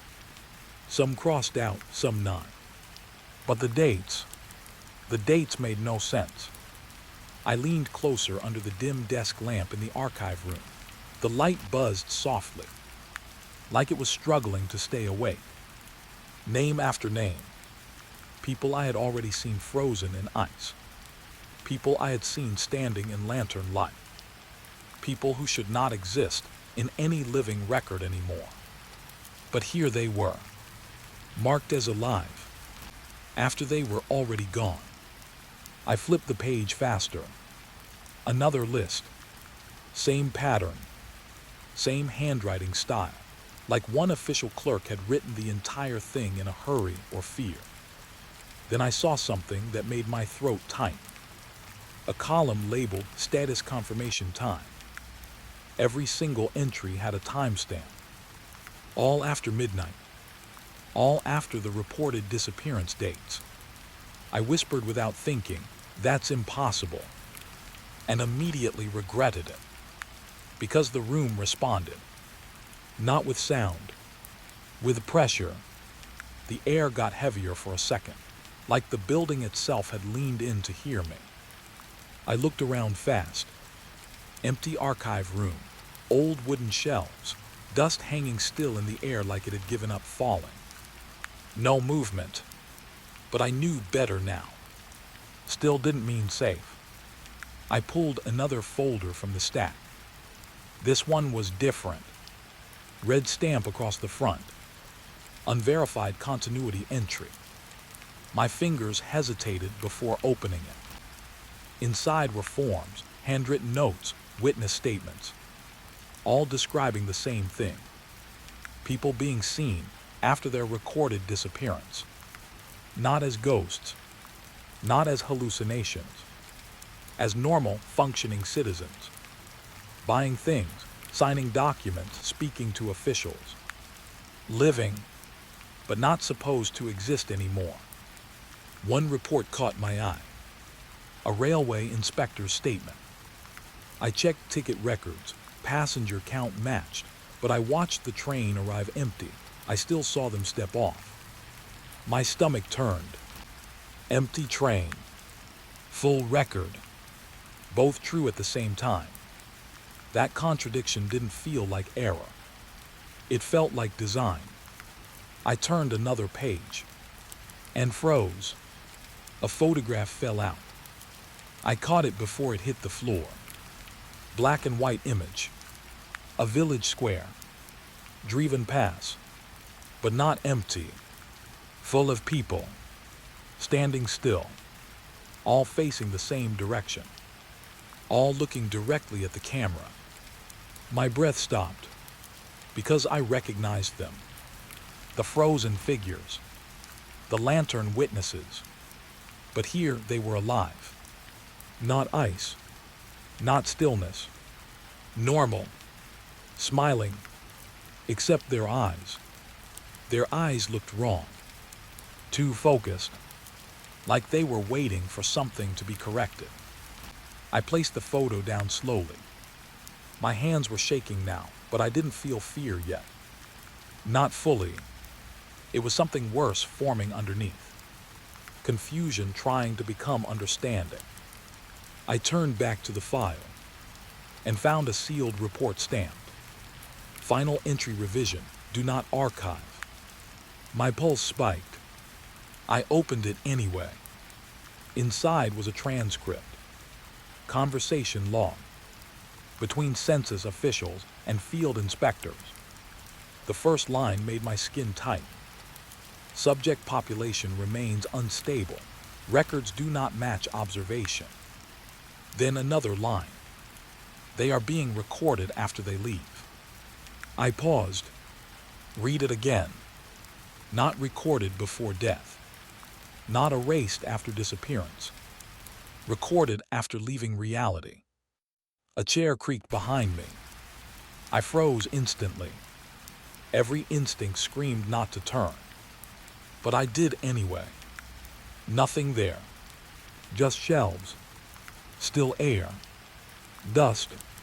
But the silence felt different now. Not empty. Waiting. I exhaled slowly and turned back to the document.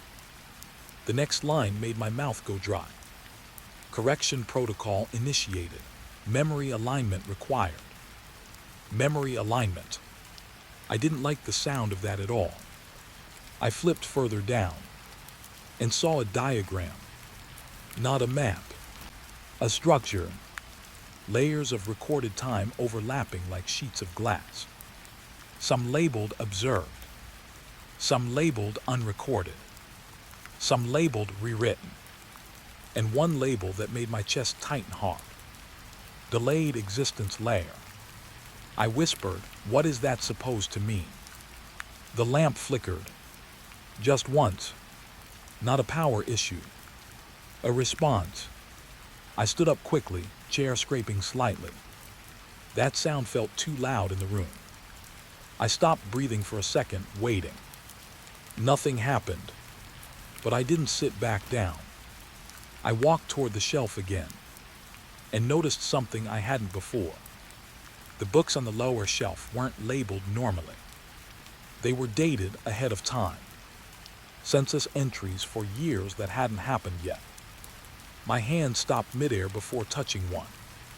No, that wasn't right. A system can't record the future. But driven past clearly didn't care what systems allow. I pulled one book anyway. It opened on its own, like it had been waiting. Inside were names again, but these names were familiar. My eyes moved faster now, searching, and then I saw it. My own name. Not present tense, not past tense. Recorded entry. Status, observed return pending. My legs went weak. I grabbed the edge of the desk to steady myself. This wasn't possible. I hadn't died, I hadn't disappeared, I hadn't. The page turned by itself. I didn't touch it. It moved. Slowly, deliberately, like something was continuing the reading for me. Next page. A new entry below my name. Subject arrives in archive sector. Cognitive awareness increases. Record exposure confirmed. My breathing turned shallow. I stepped back. Chair hit my legs. I didn't sit. I couldn't sit. Because I understood something now. These records weren't documenting people. They were updating them. In real time. From somewhere else. The lamp flickered again. Longer this time.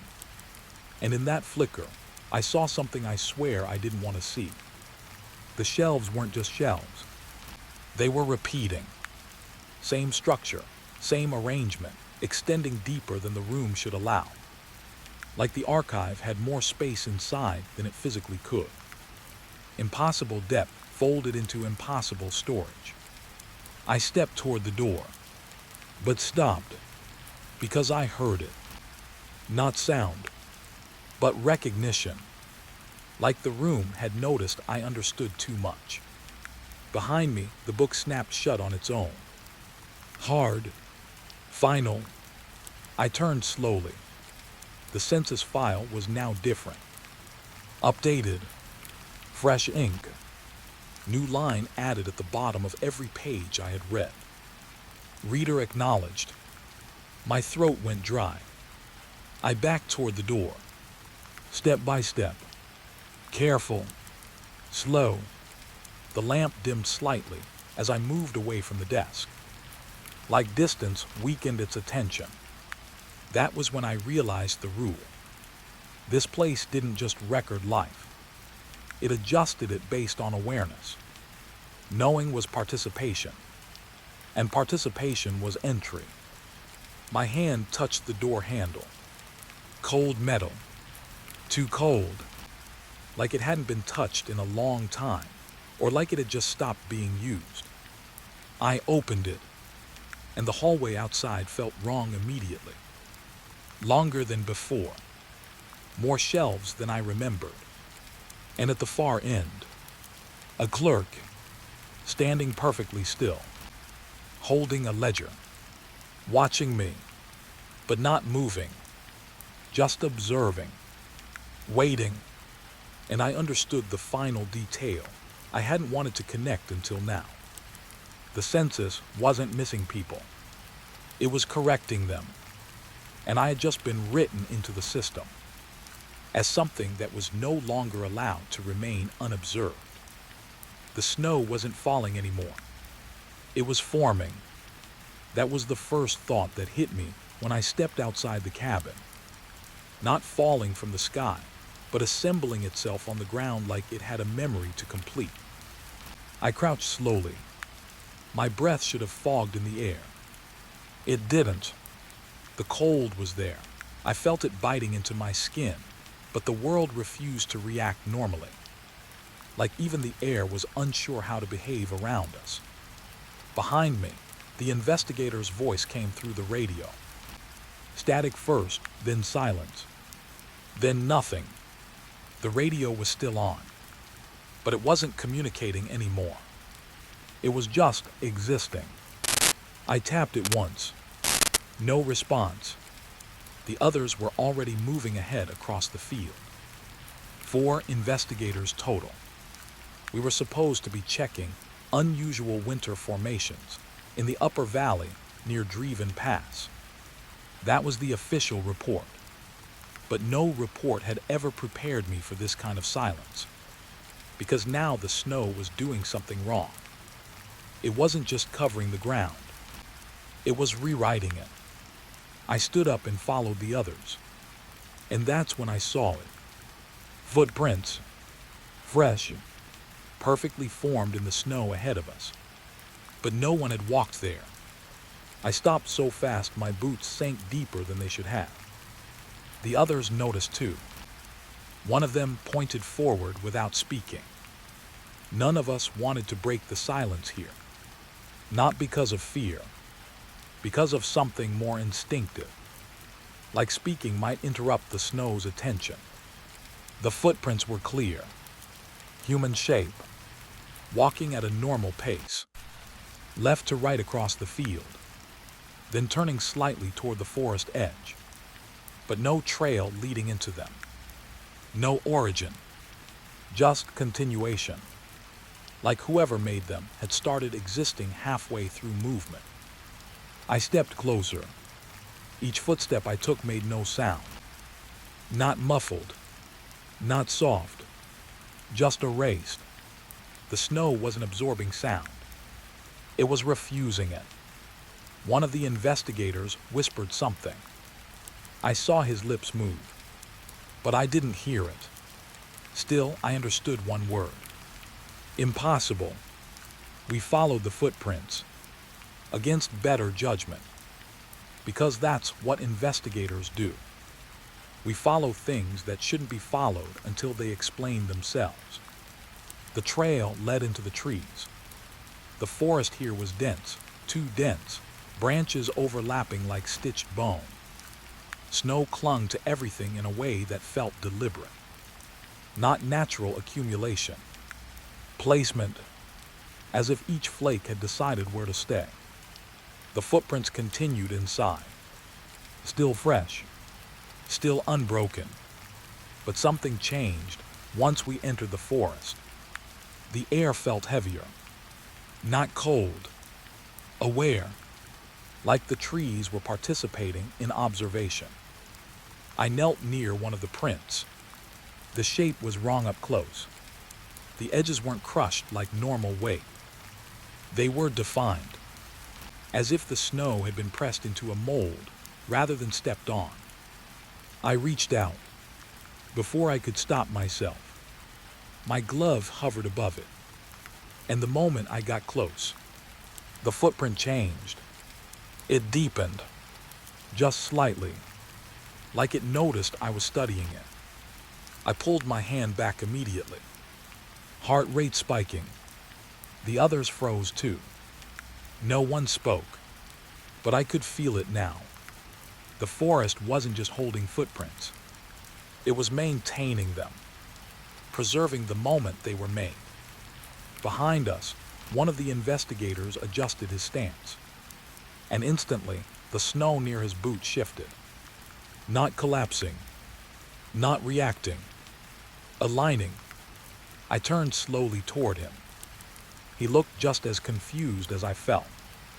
He hadn't stepped forward, but the snow had already responded anyway, like it had predicted him. We continued deeper. The footprints kept leading, never fatting, never doubling, just continuing. Perfect memory embedded in the ground. After maybe 15 minutes, we reached a clearing. And that's when the pattern broke. The footprints stopped, not gradually, not fading out, just ending, like whoever made them had simply stopped existing at that point. The clearing was empty, too empty. Even the trees here stood farther apart, like something had forced space between them. In the center of the clearing was a circle of compressed snow, perfectly smooth, not disturbed by wind, not touched by anything. One of the investigators stepped forward, slowly, carefully, and as his boot crossed into the circle, the snow beneath him reacted, not collapsing, not shifting, replaying. A faint impression formed under his foot. Then another, but not his footsteps. Different ones, older ones, multiple layers stacking beneath him like time folding inward. He stepped back immediately. The snow stopped, but the impression remained, like it had recorded him briefly. We all stood there now, no one moving, no one breathing too deeply, because something had become obvious. This wasn't tracking footprints, it was storing them. I looked down at my own boots, slowly lifting one foot. There was a hesitation in the snow before I moved, like anticipation. I didn't place it down. I stopped myself, and the snow still reacted anyway. A faint imprint formed where I was about to step. Before I even stepped, I stepped back immediately. My stomach tightened, because the implication was clear now. It wasn't responding to actions. It was responding to intention. One of the investigators finally spoke. I didn't hear the words, but I saw his face change halfway through. Confusion turning into realization. Then fear. He pointed toward the trees behind us. I turned slowly and saw it. More footprints, but these were different. Not leading away, not coming in, circling around us, forming a wide perimeter in the snow we hadn't noticed forming. Layer after layer, like we had been surrounded without ever being approached. My throat went dry, because the pattern matched something I didn't want to understand. We weren't tracking footprints. We were inside one. The snow beneath my feet shifted slightly. Not movement, recognition. The circle in the clearing began to faintly compress again, like something was restarting, replaying. I stepped back again. The others did too, but the perimeter tightened anyway. Not physically, visually. The forest edge felt closer than it should be, like space itself was compressing observation inward. One of the investigators dropped his flashlight. It hit the snow without sound, and stayed lit. But the beam bent, not reflecting, redirecting, toward the center of the clearing, as if the light itself remembered where it was supposed to point. I felt it then, a pressure behind my thoughts.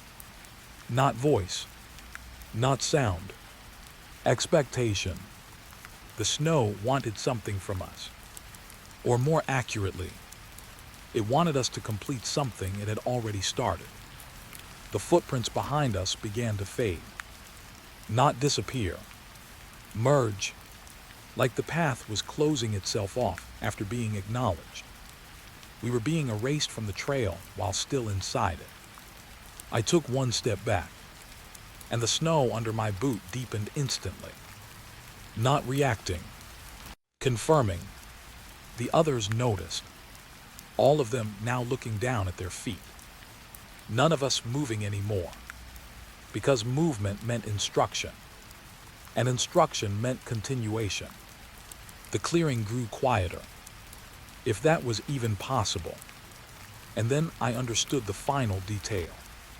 The footprints weren't showing where someone had gone. They were showing where someone would go. Already recorded, already expected, already remembered by the snow itself. And we were just filling in the missing parts. I looked up at the surrounding forest, and for a brief moment, I saw something impossible.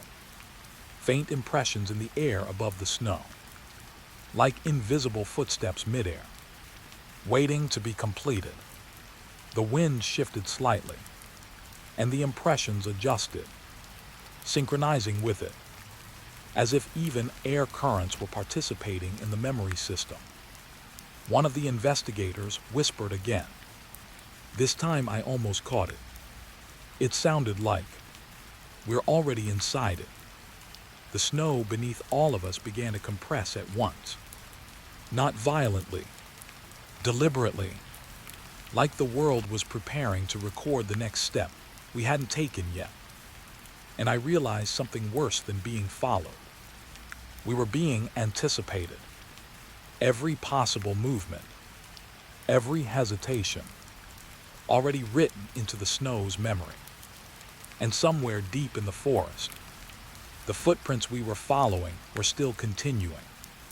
Without us, because we were no longer needed to walk them. Something was still digging inside the mine, even though the town had sworn it was shut for 30 years. I knew it the moment I stepped off the bus and felt the ground hum under my boots. No wind, no birds, just that low vibration like something huge was breathing underground. The driver refused to look at me when I asked about the mine road.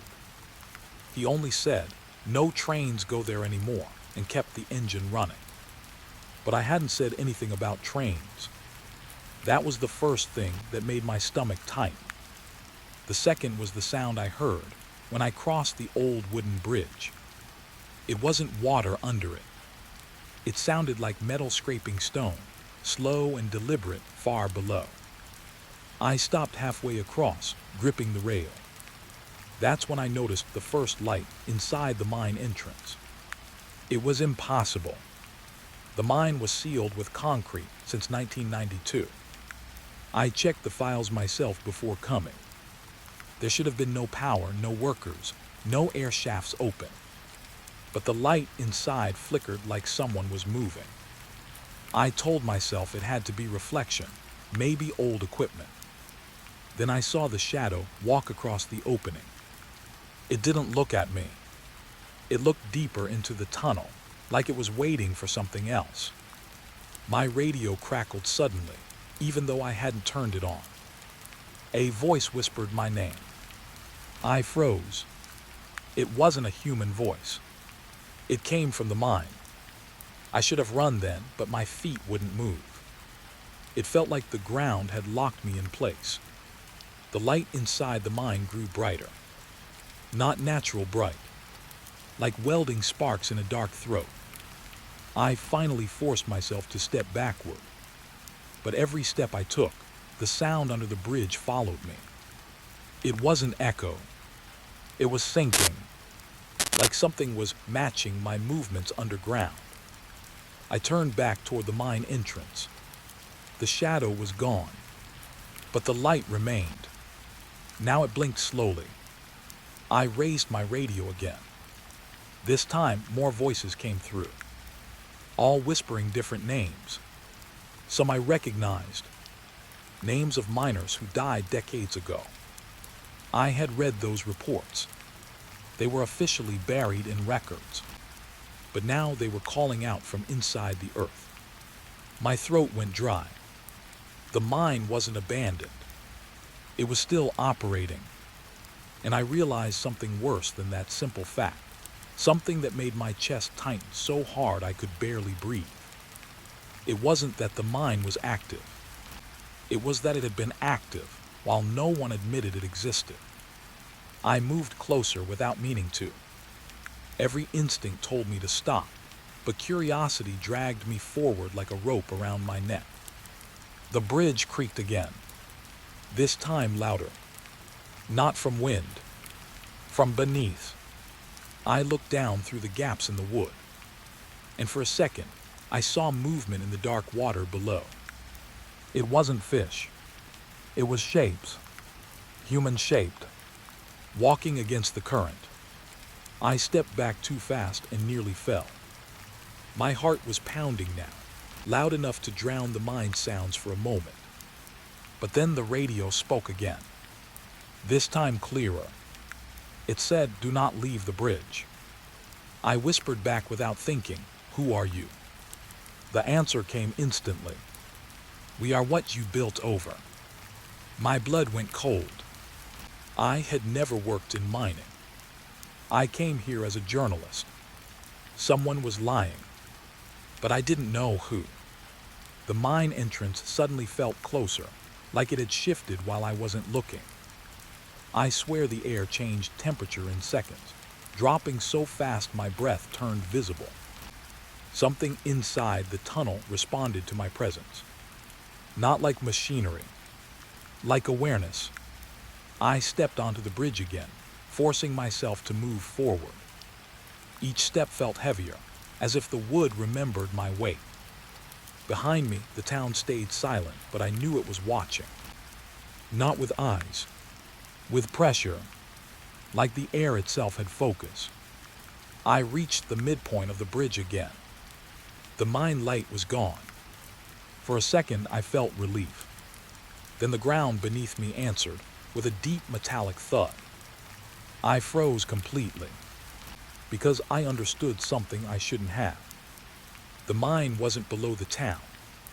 The town was built above the mine's living system, and it had never stopped expanding, even while everyone believed it was dead. The bridge shook again, this time stronger. I dropped to my knees, gripping the wood, and beneath my hands, I felt something pulse. It wasn't vibration anymore. It was rhythm, like breathing, slow, patient, and aware of me. I looked into the mine entrance one more time, and this time I saw something I wish I never did. Rows of lights stretched deeper than any map had recorded, and shapes were moving between them like workers on a shift. But their movements were too synchronized, too perfect, not human at all. I stepped back slowly. My mind tried to reject everything I was seeing, but the mine answered again, this time with a voice that came from the ground under my feet. "You should not have come back." I whispered, "Who are you really?" The answer was not a voice. It was a memory, and it wasn't mine. Suddenly, flashes hit my mind that I had never lived. Men underground, singing while stone collapsed around them. A bell ringing in tunnels that shouldn't exist. The town above shaking like something was turning over beneath it. I fell backward onto the bridge, gasping. My radio exploded with static, and then every voice spoke at once. "We are still working." I threw the radio into the water below. The moment it hit, everything went silent. Even the mine stopped responding. For the first time, I thought I might survive. But then the ground beneath me spoke one last time. Not as sound, as understanding. "You are already part of the system." I couldn't move. The bridge stopped shaking, and far below, something continued working. I crawled backward until I reached solid ground. My body felt disconnected from my thoughts, like I was already being overwritten. I didn't look back at the mine again, but I know it didn't stop looking at me. I walked away from the bridge, step by step, each step lighter but less real, like I was fatting from something's attention.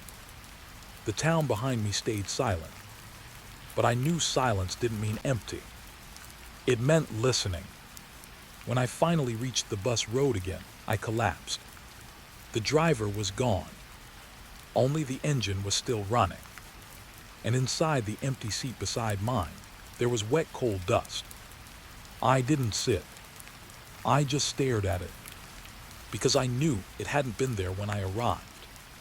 Something had followed me out, and it didn't need the mine anymore. I finally understood the worst truth. The mine was never a place. It was a process, and I had been processed. My hands were still shaking as I pulled out my notebook. I wrote everything, even though I knew no one would believe it, because I needed to remember who I was before the bridge. I looked once more toward the mountain. There was no light now, but I could still hear it working. Deeper, patient, alive. And I realized something final, something I can't explain without shaking. The mine didn't want workers. It wanted witnesses. And now I was one of them. I sat there for a long time, unable to move, until the engine finally stopped. And in that silence, I understood I was not alone anymore. Something inside the town had accepted me, and it was still waiting for the next visitor. I never went back, ever again. The first thing I saw underground was steam rising from a lunchbox. It didn't make sense. The tunnel had been sealed for decades. No power, no ventilation, no life. But there it was, a metal container sitting neatly on a stone ledge, lid half open, rice still warm enough to fog the air. I remember stopping so fast my boots scraped the ground. Because something like that shouldn't be possible. Not here. Not now. Behind me, the search team went quiet too. No jokes, no radio chatter, just breathing and the soft echo of dripping water deep inside the mine. One of them finally whispered, "Is this some kind of setup?" Nobody answered, because we all saw the same thing. Another lunchbox, then another, neatly placed along the tunnel wall like someone had just taken a break and walked away seconds ago. But the dust on the ground told a different story. It wasn't seconds, it was years. And that's when the first question hit my mind like ice. If no one has worked here in decades, who left this food? We moved deeper. Every step felt wrong, like the tunnel was listening and adjusting itself around us. The air grew warmer the further we went. Not natural warmth, human warmth, like bodies had been here recently. Then I saw it. A thermos, still upright, still steaming. I picked it up before I could stop myself. It was heavy, full. I unscrewed the lid slowly. Hot tea, fresh. My hand started shaking so badly, I nearly dropped it. Someone behind me cursed under their breath. This is impossible. But it wasn't just impossible. It was intentional. Like something was maintaining a routine underground. A lunch break that never ended. We kept walking, even though nobody wanted to admit it. Because once you see something like that in a place like this, you stop trusting the idea of turning back. The tunnel widened into a storage chamber. And that's when everything multiplied.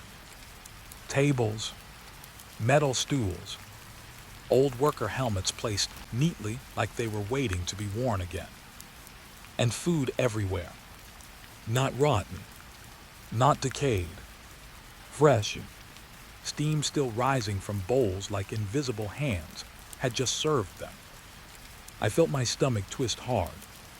One of the younger officers whispered, maybe they came back secretly. But even he didn't believe it, because there were no footprints leading in, only leading out. And they stopped halfway, like whoever walked away just stopped existing. That's when the radio crackled again. Nobody had spoken into it. Still, a voice came through. Soft, calm, almost polite. Lunch is not finished yet. We all froze. I looked at the speaker like it might explain itself. But it didn't. It repeated the same sentence. Lunch is not finished yet. Then silence. No one laughed. No one moved. Because the voice hadn't sounded recorded. It had sounded aware, like it knew exactly where we were standing, and that we were not supposed to be there. I stepped closer to one of the tables.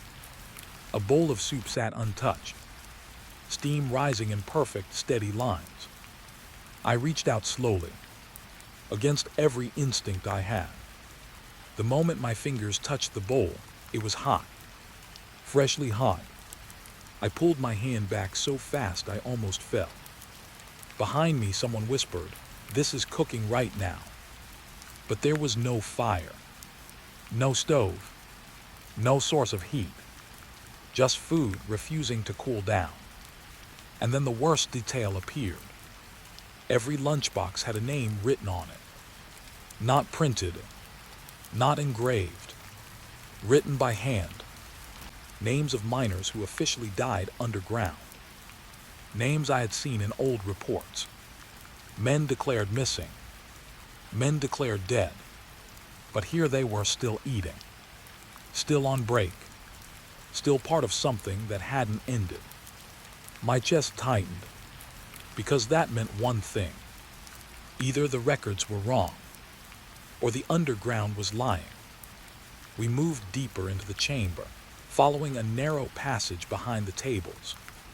The air got heavier, not just warm now, alive, like breathing against our skin. Then we heard it. Forks tapping metal, soft conversation, laughter, faint but real. One of the officers turned his head slowly. "Tell me you hear that too." Nobody answered, because if we admitted it out loud, it became real in a way we couldn't control. We followed the sound, and the tunnel opened into a second chamber. This one was larger, cleaner, like someone had been maintaining it. And there they were. People, sitting in rows, eating, talking, wearing old mining uniforms. But something was wrong. They didn't look up. Not once. Even when we stepped into the room. They just kept eating like we were part of the environment. Like we were just another draft of air. I felt my throat go dry. One of them laughed softly. A normal laugh. Too normal. But when I looked closer, their mouths didn't match the sound. The laughter came a second after their lips stopped moving. A delay. A mismatch. Like the sound was being played from somewhere else. My radio suddenly switched channels on its own, and the same voice returned. Closer this time. "Why are you interrupting lunch?" I stepped back instinctively. A chair scraped behind me. Slow, deliberate. One of the miners finally turned his head, but not toward me, toward the tunnel entrance behind us, like he was waiting for someone else. Not us. Something worse. Then I saw it. Their hands. They were stained with coal dust. Fresh. But the dust wasn't just on their skin. It was under it. Like it was part of them. One of the officers whispered, "We should leave." But nobody moved. Because the tunnel behind us wasn't there anymore. The passage we entered through had changed. Collapsed, or erased. I don't know which is worse. That's when the realization hit me slowly. This wasn't a mine anymore. It was a schedule, a loop, a place where time didn't end, it repeated. The miners started eating faster, synchronizing, every bite identical, every movement mirrored. And then without warning, all of them stopped. Every head turned toward us at once. Not 1 second of delay. Perfect alignment. Too perfect. And they spoke in unison. "You are late for lunch." My legs nearly gave out. Because I understood something I didn't want to understand. We weren't the first people to find this place. We were just the first ones still awake inside it. The lights above us flickered, but there were no lights, only the illusion of them. One of the miners stood slowly. His chair didn't scrape. It didn't make a sound at all. He looked at me directly for the first time. And his face, it wasn't old. It wasn't dead. It was paused, like a moment frozen mid-expression. He tilted his head slightly and said something that made my stomach drop. "Your lunch is getting cold upstairs." Upstairs, but we were already underground. I turned sharply toward the tunnel behind us. It was back. The passage was back. Open, waiting, like it had never been gone. The team didn't wait. We ran, not because we were brave, because staying felt like being watched from the inside. Behind us, the sound of eating continued. Perfectly calm, perfectly normal, like nothing had changed. But as I ran, I heard something else under it. A new sound. Forks still moving, even in rooms we had already left.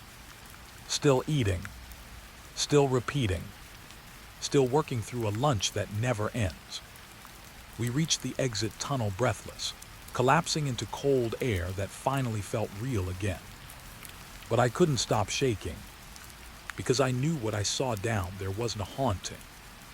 It was maintenance. Something underground was keeping people active, even after time forgot them, even after death should have stopped them. As we climbed toward daylight, my radio turned itself on one last time. The same voice. Calm, patient, almost kind. Tomorrow lunch will be served again. Then silence. And in that silence, I realized the worst part wasn't what we saw underground. It was the fact that something down there expected us to come back. The elevator should not have gone past level 12. That was the first thing I realized when the doors closed. The second thing was the button I never saw before. -17. No label, no warning. Just a black, unmarked button glowing faintly like it had been waiting for someone to notice it. I remember not touching it at first. I remember breathing too fast. Because every mine elevator I've ever seen stops at bedrock limits, safety regulations, physical limits, maps. But this one wasn't following any of that. The operator didn't speak. He just stared at the panel like he was pretending not to see the button either. That was worse, because it meant someone else had pressed it before. The doors shut with a heavy metal sound, and the descent began. Slow at first. Normal. Level 1. Level 2. Level 3. But then the numbers stopped appearing. The panel went dark. Only the vibration told me we were still moving. Down. And down. I looked at the operator. He wasn't moving either. Not even blinking. That's when I realized the second thing was wrong. There was no emergency brake handle. No override switch. Just that single button glowing faintly like a pulse. And the elevator didn't feel like it was going down anymore. It felt like it was being pulled. Like something below us had decided we were coming. The air got warmer as we descended deeper. Not normal warmth. Human warmth. Like a room full of people breathing too close together. I swallowed hard and asked, "How far does this go?" No answer. Just silence. Too complete. Then the lights flickered once, and I saw something outside the elevator wall. Not through glass. Through the metal itself. A shape moving parallel to us. Walking. Keeping pace. But there was no shaft outside that level. At least none on the maps. I leaned closer to the wall. The movement matched our descent perfectly. Like something was escorting us downward. Level 8.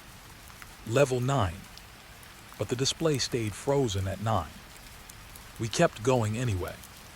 And that's when the first sound came. Not mechanical. Not electrical. Footsteps. Inside the walls. Walking beneath us. Above us. Around us.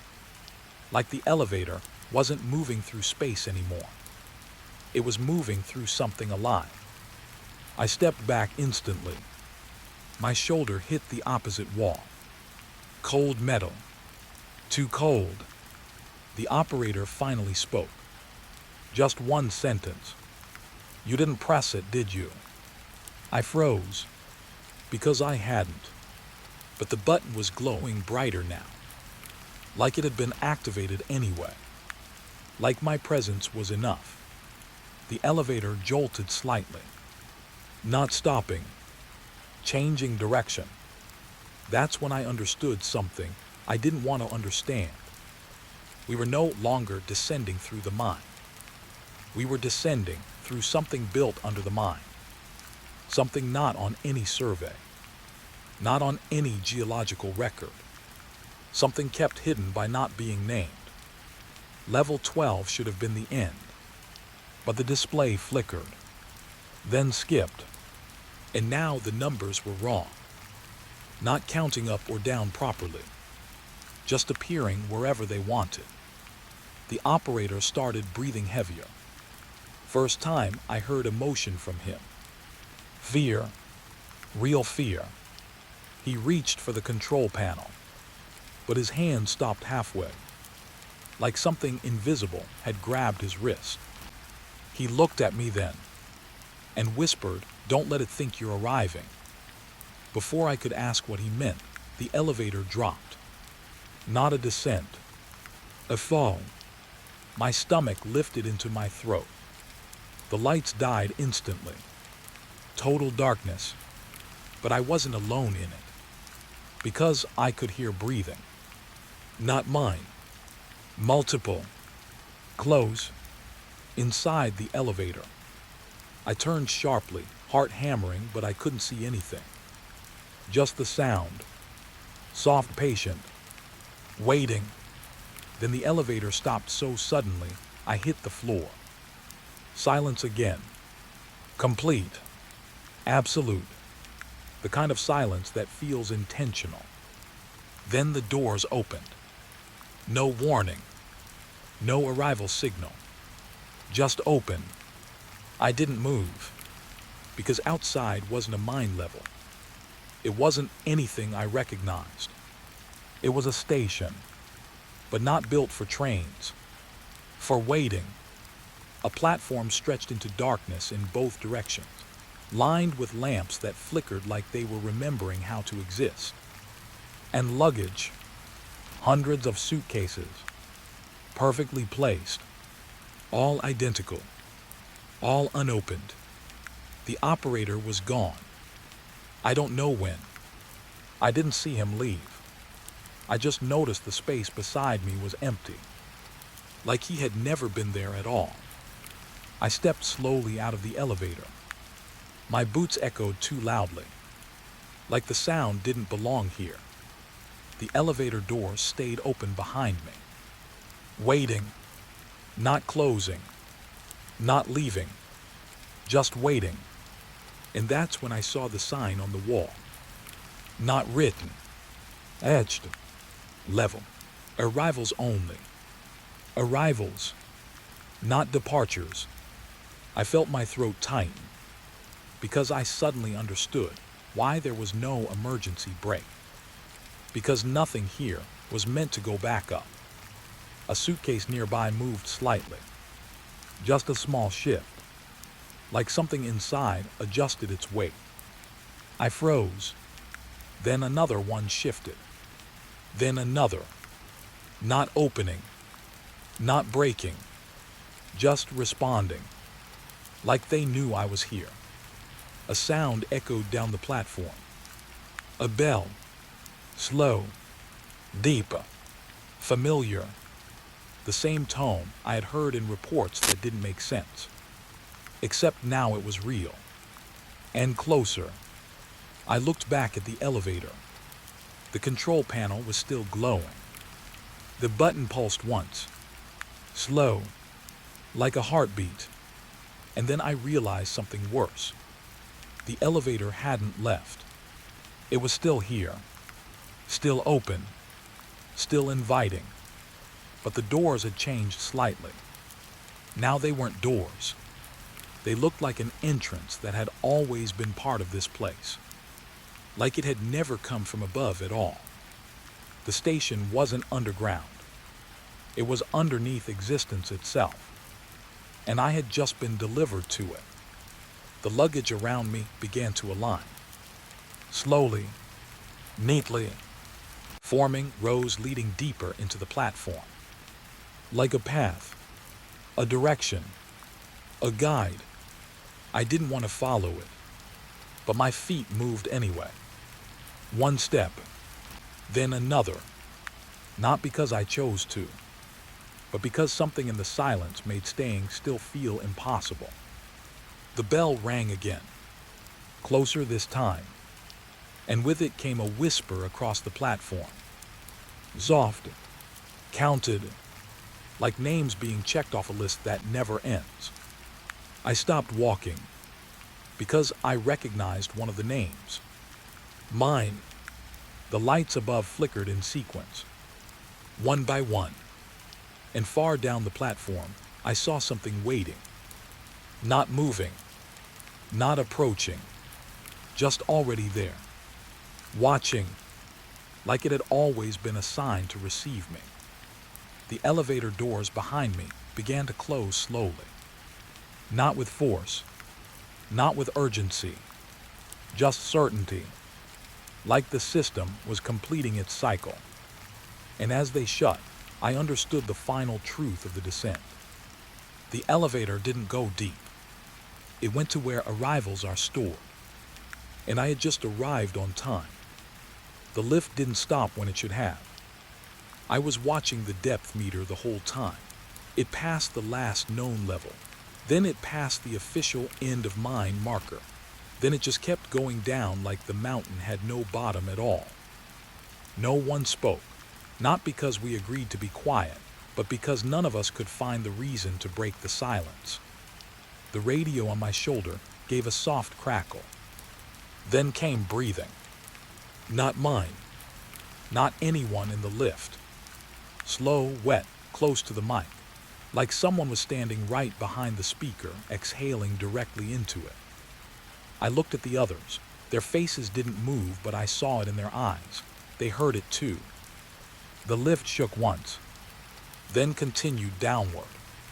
That's when I first heard the metal clinks. Far below us. Not echoes, not loose machinery. Something rhythmic, controlled, like tools hitting rock in a steady pattern. Clink, clink, pause, clink. I remember thinking, who is still working down there? Because officially, there was no down there anymore. The mines were sealed 27 years ago. That was the report. That was the truth everyone signed off on. But sound doesn't care about paperwork. The deeper we went, the more the radio filled with noise. Breathing metal, a faint dragging sound, like boots scraping stone. Then a voice, very low, almost buried inside the static. It said a name. Not mine, but someone I knew. A geologist who disappeared during the first closure sweep years ago. I felt my throat tighten. The lift lights flickered once, and in that half-second of darkness, I swear I heard the clinking get closer. I didn't tell anyone, because the truth was worse than fear. Everyone in that lift was listening to something different. I could tell from their expressions. One of the miners kept blinking like he was trying to clear water from his ears.